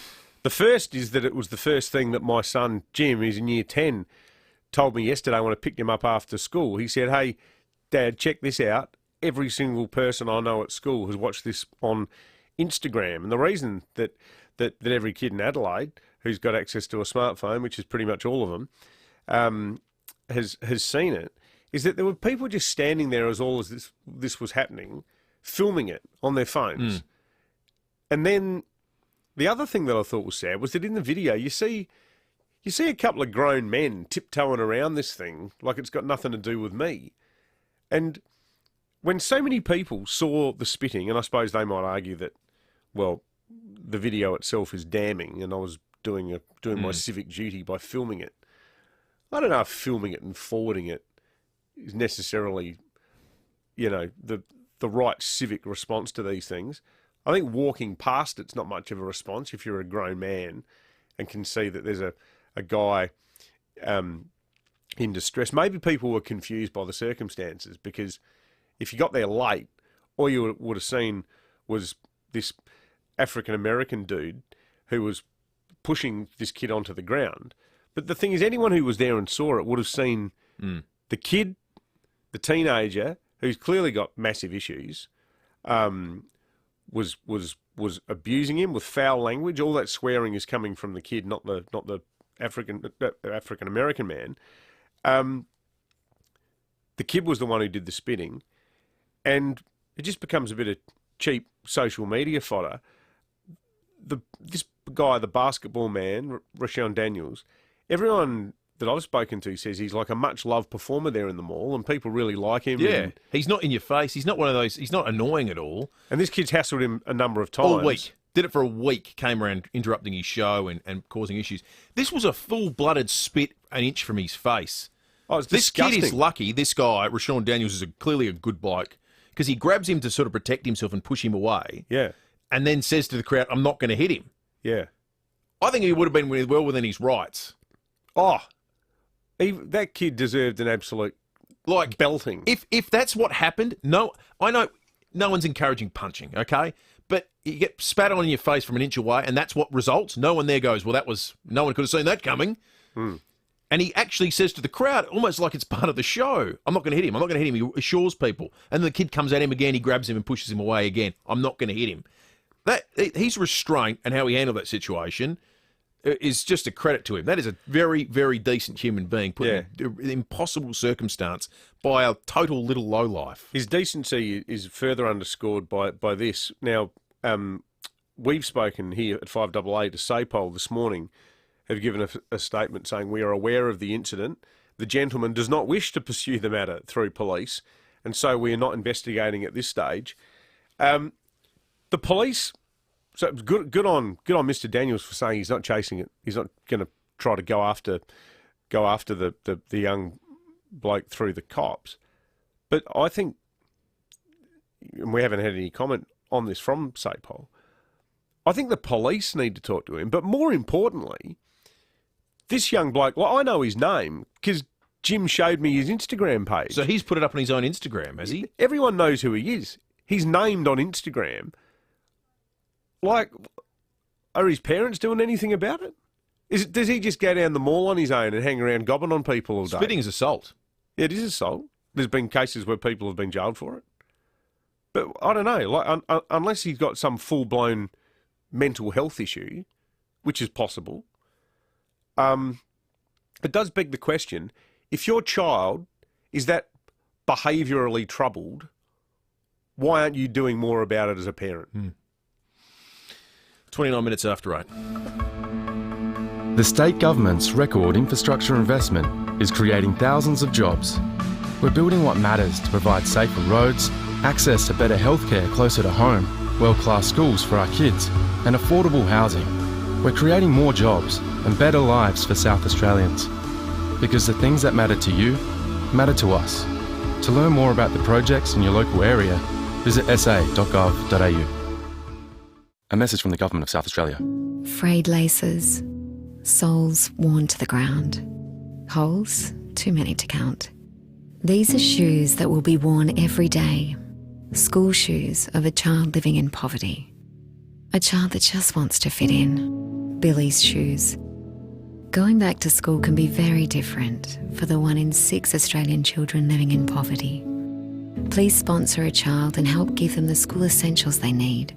Search the Smith family. I was quite sporty as a kid, but always had trouble with my crunchy knees. And then one day the right knee completely locked.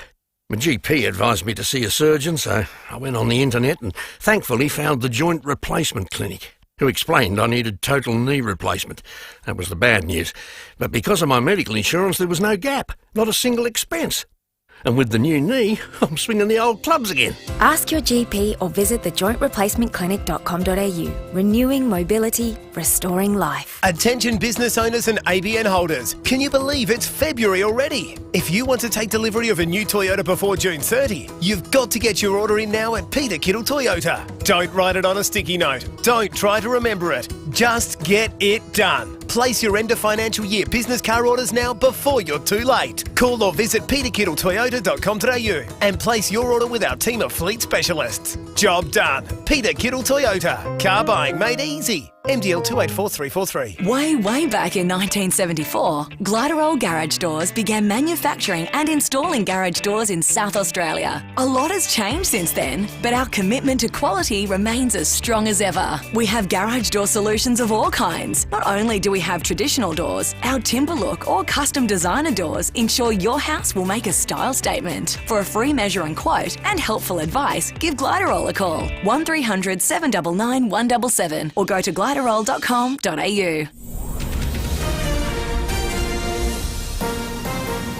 This is Adelaide's 5AA. Mostly sunny and 23 today with the 8:30 news. I'm Kendall Brettig. Woken with a stiff neck or sore back? Get a Physio Extra appointment today. 6 locations, physioextra.com.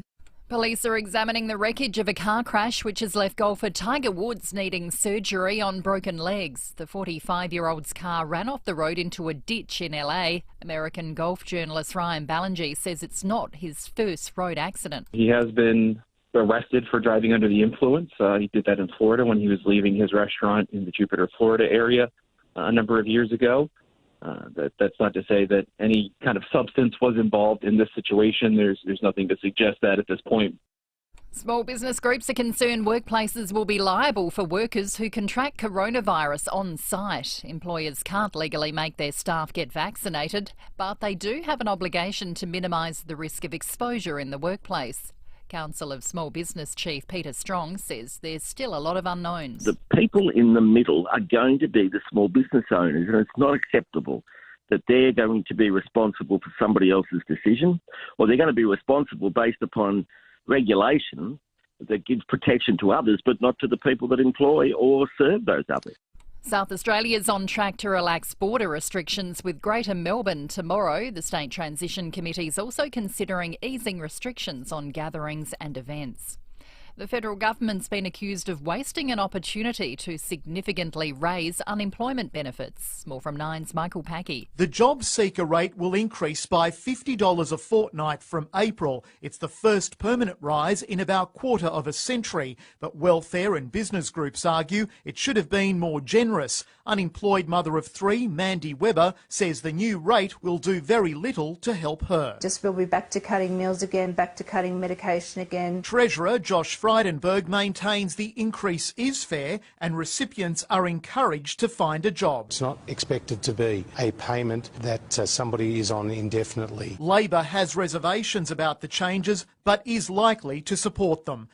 Australian media companies are likely to receive multi-million-dollar payouts from Facebook to use the news content they produce. The tech giants backed away from threats to oppose the scheme and will start restoring news feeds it had cut off. Peter Lewis from the Australia Institute says the fight's captured worldwide attention as the tech companies have proved so difficult to tax. Not everyone agrees that this is the best way of pursuing. Some people would rather tax them. I think the difficulty is they're so good at avoiding tax that, it's a bit of a heavy lift. But we've got a model now in place that we can build off. Prince Philip will remain in hospital for several more days where he's comfortable and responding to treatment. Buckingham Palace has released a statement on the health of the 99-year-old. It says he's receiving medical treatment for an infection. His younger son, Prince Edward, says they're all remaining positive. He's a lot better, thank you very much indeed, and he's looking forward to getting out, which is the most positive thing. So we keep our fingers crossed. Now turning to FIVEaa Sport. Save up to $400 on selected Asco dishwashers at Adelaide Appliance Gallery, home of Mr Dishwasher. Here's Lee Forrest. Thank you, Kendall. Breaking news in Australia looks all but certain to host another Olympic Games, with the Age newspaper reporting this morning the Brisbane bid for the 2032 Olympics and Paralympics will be installed as the preferred candidate by the IOC as early as tonight. To footy, and Hawthorn could be without another of its stars for the start of the season. Nine's Jordan Tunbridge has the details. Chad Wingard has been added to Hawthorn's growing injury list after a pre-season setback. The 27-year-old small forward suffered a calf strain during the Hawks scratch match last week. Physical performance boss Luke Boyd says it could be enough to keep him sidelined for round one. Ash Barty's on court today at the Adelaide International at Memorial Drive. She's up against American Danielle Collins. Other Aussies in action include Storm Sanders and Madison Inglis. To the Champions League this morning, and Bayern Munich defeated Lazio 4-1, while Chelsea were controversial 1-0 winners over Atletico Madrid. The goal has been given after a long delay. Giroud has his goal. VAR spent an age looking at it, and the conclusion was the goal is good and Chelsea lead in Bucharest. In the Premier League this morning, Leeds defeated Southampton 3-0, while the Socceroos have withdrawn from the Copa America tournament later this year. That's due to clashes with Asia's rescheduled World Cup qualifying campaigns. And that's FIVEaa Sport. Now checking FIVEaa traffic. Dave Potter, Australia's #1 selling Honda dealer. For a new car, make them your #1 choice. No longer a smashed Southern Expressway, Honeypot Road, multi-vehicle collision there affecting citybound. North Adelaide, Park Road, Melbourne Street, a breakdown. Heavy delays Stirling, or from Stirling rather, all the way into the tunnels and beyond for the freeway down track for those roadworks. Why pay for a new phone up front when you can Optus Pay? Get your phone now and pay over time, completely interest-free when you're with Optus. Visit them today. T's and C's apply. Adelaide's most accurate traffic on FIVEaa. Electrical, air conditioning, gas, solar or plumbing issues? Call Sharp Services on 131 750. Mostly sunny and 23 today, more of the same tomorrow, then partly cloudy on Friday, 24 and 26, and mostly sunny for Saturday. At the moment, 15. More news as it happens on FIVEaa. Most people I know think that I'm crazy. Bob Jane T-Marts, up to $100 instant cash back across selected passenger, performance, SUV and 4x4 tyres. You're listening to FIVEaa Breakfast. David Penberthy and Will Goodings. 22 minutes to 9, time for Fuel Watch. Thanks to Dave Potter Honda. Fuel today is looking a bit like this. $1.30 is the average you'll get around the place. $1.31 McGill Road at the OTR and Glyndebourne Road in St Maurice. $1.29, so a little bit cheaper at the OTRs in Leabrook and Erindale. Bit cheaper out west, $1.21 on the corner of Tapley's Hill Road and Dumfries Avenue, and $1.15 on the corner of Military Road and Henley Beach Road. You won't get much more in the tank if you applied all of the government's new job seeker increase to petrol. It amounts to some $50 a fortnight or $3.57 a day. It follows the decision for the $150 coronavirus supplement for welfare recipients to come to a halt. That'll end in March. The total was $570.80 a fortnight. Hasn't changed since the mid-90s and has changed now, but only by that small amount. Anne Ruston is the Minister for Social Services and joins us now. Senator, good morning to you. Good morning. When you break it down to that daily amount, Minister, it doesn't look like a hell of a lot of money, does it?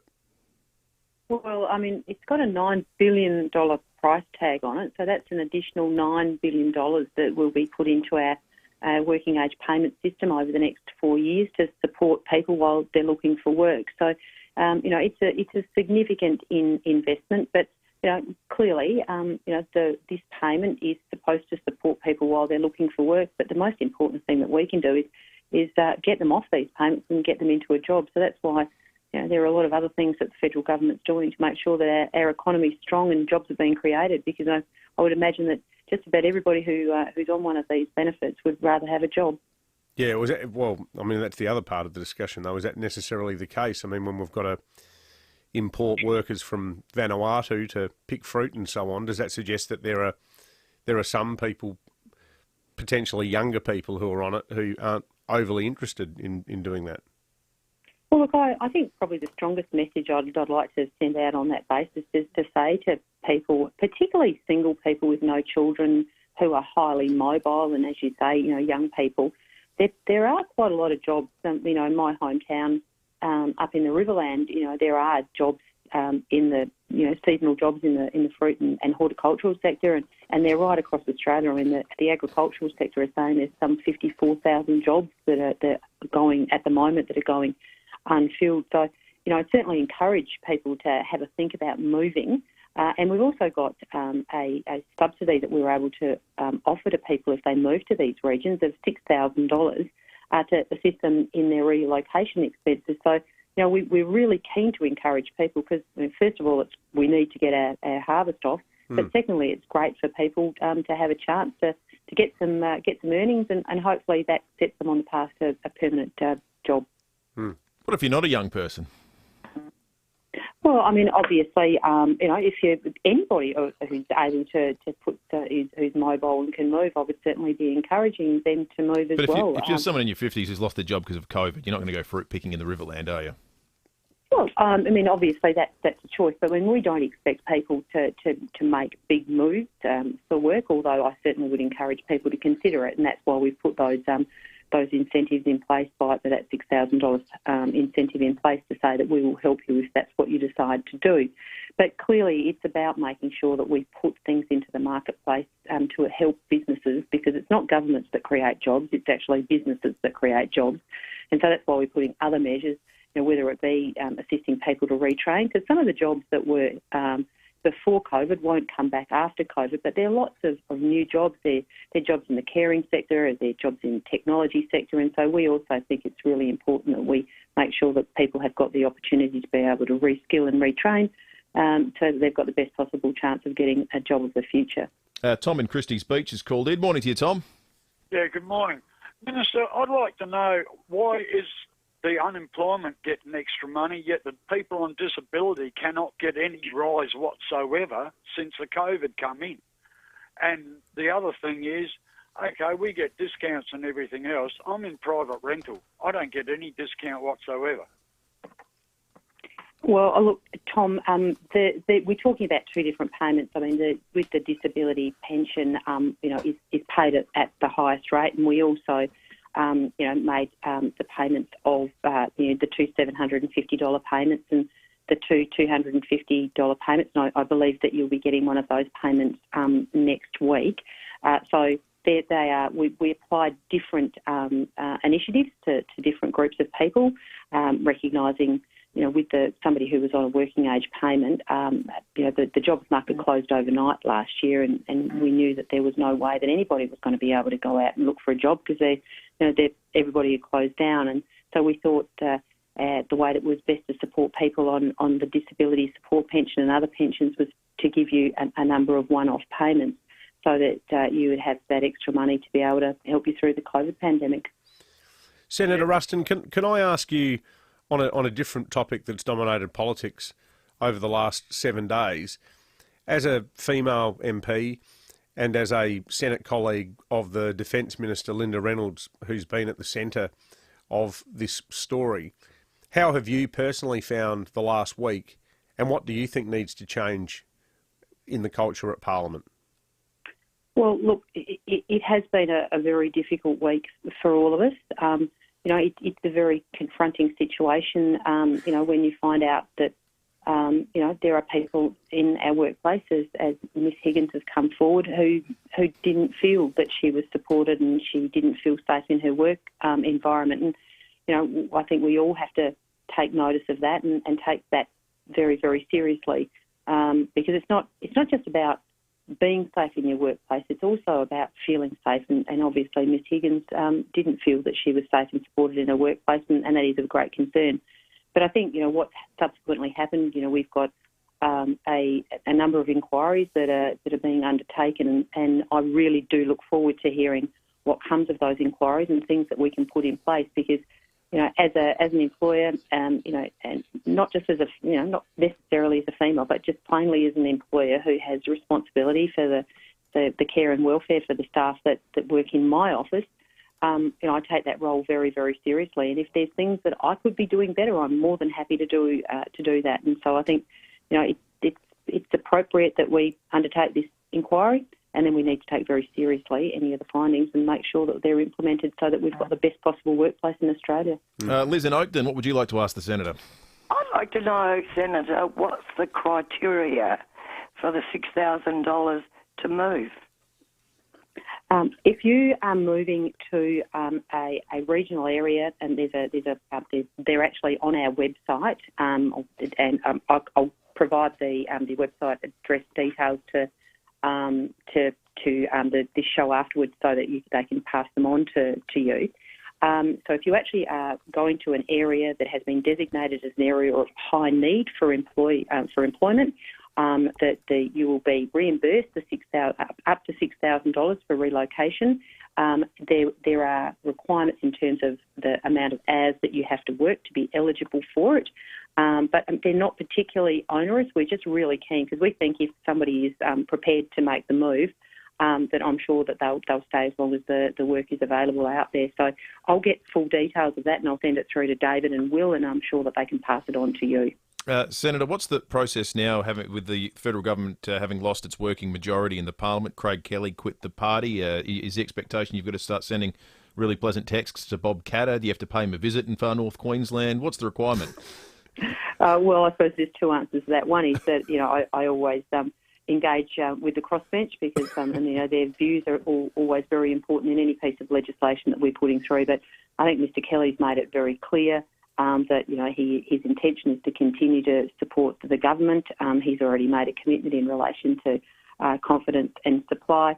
So I don't see that the Parliament's going to operate any differently today than it did yesterday. Can I ask you, Senator Ruston? Craig Kelly brings all of his vast experience as a furniture salesman to matters of public health, epidemiology and medicine. Does it concern you that he's going to have carte blanche to go around spreading nonsense about vaccinations and so forth at a time when we need to get the nation to, abide by the scientific mainstream wisdom here and get ourselves vaccinated so we can get life back to normal? Well, obviously, Mr Kelly, now he sits on the crossbench, is entitled to his own opinion. But what I'd say to everybody listening to your show is that, we have always, as a government, followed the medical and the health advice right the way through this pandemic, and that won't change. Clearly, we will be providing advice to Australians, because we think it is extraordinarily important that people do get vaccinated, so that not just the economy can get back open and we can get on with business here in Australia, but people's health and their confidence and their security is tremendously important. So I would just say keep listening to the medical advice. That's what your governments are doing, whether it be here in Canberra or whether it be there in South Australia. It's the health advice that should instruct us about how we behave into the future. Absolutely. Anne Ruston, the Minister for Social Services, thanks for that. Thanks, guys. Cheers. Wasn't being rude about people who work in the furniture industry either. Got two uncles who are cabinet makers. Yeah. I was just saying, is it necessarily the basis on which to become a commentator on public health? Lots of furniture expertise in the state government at the moment. You got Stephen Marshall, Yep. David Bizzoni. Of For course. a short period, they were known as the Furniture Faction. Yeah. Now they're The Furniture Faction. power brokers in South Australian Liberal politics. Now, 82230000 is the number. $3.57 a day. We want to know what that gets you. What can you get for $3.57 anytime? Is this exactly $3.57? Or just under? What I mean, if you got 20 cents, I just figure there's. Can you get a pasty? There's not much you you can get for three. Well, there's not much. So you'll win a $100 Waller's gift card. Someone will win one. We just want some suggestions. If you've got an extra $3.57 in your pocket, what could you buy for $3.57? 82230000 is the number. I'm not even sure you can get a small coffee for that. Maybe a small one. You might be able to get one of those servo coffees from the self-serve cafe bar type thing at Liberty. Our producer Andy just said he got a sausage roll yesterday, but it would require 2 days of savings to get yourself a sausage roll. 82230000. What could you get for $3.50? I reckon you can get a litre of milk, but not two. It would have to be. Sometimes you might see 2 litres on special for that. Okay. Yeah. Well, no, probably still more. Okay, let's compile some suggestions and we'll give away a $100 Waller's gift card. 82230000 the number. In the meantime, we'll check traffic thanks to Dave Potter Honda, Australia's #1 selling Honda dealer. For a new car, make them your #1 choice. A smash in Clearview on Grand Junction Road, Hampstead Road. Another one, Belair, Main Road, Laffers Road. Main South Road, River Road, Noarlunga Citybound affected for that smash. And Woodcroft Raynell Road at Sir James Hardy Way, a minor accident. Join Good Life Health Clubs and get 20% off select memberships plus a $0 joining fee. Hurry, offer ends February 28. Visit goodlife.com.au. Adelaide's most accurate traffic on 5AA. I love hump day. Yes, I love hump day. It used to feel like a slump day, but now it's I want a jump day. Ah, come on, give me a fist bump day. Had your Synovus vitamins this morning? Over 80 years of trust and expertise in every tablet, and affordable enough to support Australians' health every single day. Be clever healthy. Always read the label, follow the directions for use. If symptoms persist, talk to your health professional. G'day, it's Bix here at Jarvis Toyota. I've come for a test drive of the all-new Toyota Hilux. Now, there's never been a Hilux like this one. It's a 2.8 litre diesel. It's delivering 20 kilowatts more power, but it doesn't mean more fuel. In fact, the new Hilux offers over 10% improved fuel economy. Rediscover the road in the all-new Toyota Hilux. Come for a test drive and take home the feeling. Jarvis Toyota, South Road, Clovelly Park. I'm Kate Cotty, the first woman to sail solo, non-stop and unassisted around the world. And if you're like me, and where you call home changes over time, FIVEaa offers a range of home insurance options to choose from, including house, apartment and village living. Call FIVEaa on 13 50 50 for a quote today. FIVEaa. Get set, go. FIVEaa is an authorised representative of AAI Limited, the product issuer. Limits, exclusions and conditions apply. Before buying this insurance, read the PDS. Contact us for a copy. Last year was very tough, and this year remains full of unknowns. But what is certain is there's help for people who need it. If you're in financial difficulty, don't tough it out on your own. Talk to your bank. There's help with home loan repayments, small business recovery loans, help with credit card repayments, credit rating protection, increased customer support, and special assistance for those in financial hardship. Your bank will help you find a way through. You might think having thousands of pals is excessive, but that's not what the team at Parafield Airport Liquor Store think, because that's how many they have. Sure, they might be made up of over 100 gins, over 200 whiskies, over 300 craft beers, and over 2,000 boutique wines. But they're some of the best pals you could have, and they're always looking for more, even if they are tricky to track down. Parafield Airport Liquor Store. Pals, next to Roulette's Tavern, Kings Road, Parafield. 9 News, weeknights at 5, nightly at 6. The switch is on to the news that's live and local. 9 News, made in Adelaide.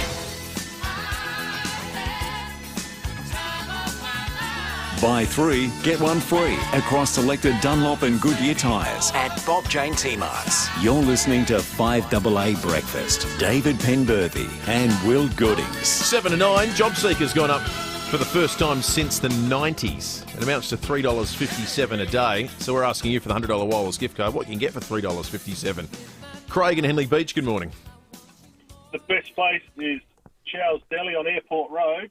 you can get a toasted ham cheese sandwich for $3.50, made there on the premises. Oh, yeah, that's Is a that great the little? suggestion. Is that the barn meat joint on the corner there of Henley Beach Road? No, just up from the fire station. Oh, I'm with you. Yep. Oh, that's fantastic. Great suggestion, Oh, Craig. other side of the road. Yeah. You got 7 cents change as well, which is tremendous news. All Cheers, right, Alex in Andrews Farm. Good morning. Good morning. A blackhead remover from those Daiso Korean $2 shops. Well, you might as well have good paws, even if you haven't made a lot of extra money. I think that's a terrific Who invented suggestion. those things? What, blackheads or the removers? Oh, well, both. Chris in Morpeth Vale, good morning. Yeah, guys, I've just done my currency conversions here, and I'm referencing the popular cult movie Euro Trip, but I reckon with a couple of Australian dollars, so you get about $1.57 left over, you can buy a whole hotel, a wardrobe, and a night in the funky rave club where you end up accidentally kissing your sister. So, great value. Okay, well, all suggestions welcome. Thank you, Chris. Mary in Theventon, good morning. Hi, how you going? Good, thanks, Mary. Good. Some bin liners from the reject shop. A pack of 20. Yes. They come in handy. Bin liners. They come in handy, and you can Some cross Mazama. off that bin liner headache that you've had. Thank you, Mary. That was good. I like that one. Simon in Lewiston, good morning. Good morning, guys. How you going? Good, mate. Good, thanks, mate. Well, this thing's nationwide, so there's a nationwide restaurant chain where you can get a meal for that, and it's Macca's with a $2 spare change. Yeah, well, and that's you've got $1.50 left over. Oh, there you That's go. true. There you see, suddenly you're living large. Going to what do you get, like a soft serve or something? Yeah, you don't get much. I'm not sure it's the You cornerstone of a sort of. It's not all the food groups you hit there with the old soft I don't serve, is think it? you're not getting a double quarter pounder with extra pickle and bacon. Mary in Athelston, good morning. Said that a few times in my life. Morning.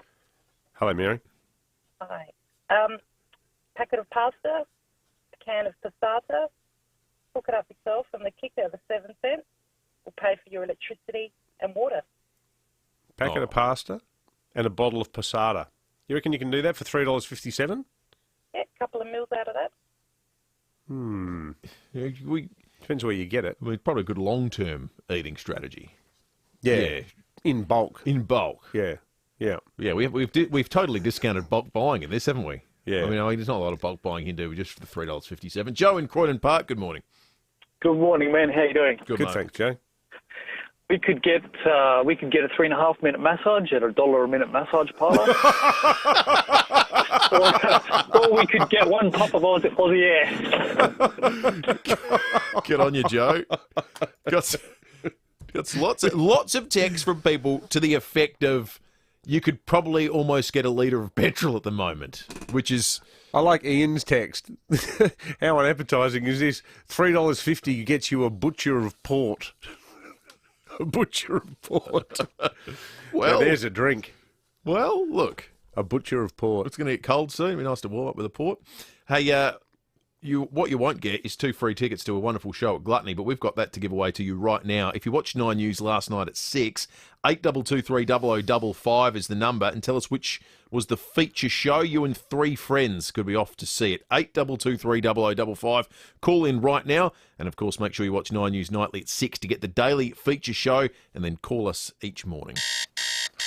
Right now, it's Toyota time. Score a great deal across a selected range of new Toyota forklifts, including electric pallet jacks and Toyota's market-leading counterbalance forklifts. Plus, take advantage of the instant asset write-off. But hurry, as time is ticking on these great forklift deals. Call 1-800-425-438 or click toyotamaterialhandling.com.au. Don't just get a forklift, get a Toyota forklift. Terms and conditions apply. Private buyers only. Offer ends March 31st. This week at Foodland, Australian skinless chicken breast fillets, flying out the door at just $7.99 a kilo.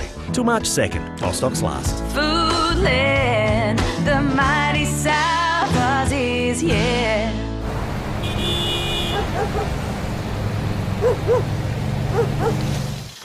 Can't hear all that now, can you? That's because this home has a Jolong double-glazed window and door system featuring high-performance sound insulation and heat resistance. That's not all Jolong can do for you. They can also help design your home with the light luxury and elegance you desire. And Jolong is on this journey with you for life with lifetime service. Visit jolong.com.au. GoVita health food shops specialise in you, offering products and wellness advice personalised to you since 1987. Hi, I'm Peter from GoVita Tanunda and Fairview Green. And this month you can find these specials at your local GoVita store. NutriVital Beauty Collagen and Antioxidant, 155 grams was $53.95, now $29.95. Get these specials and more at GoVita Colonnades, Fairview Green, Marion, Mount Barker, Monopara, Semaphore and Tanunda.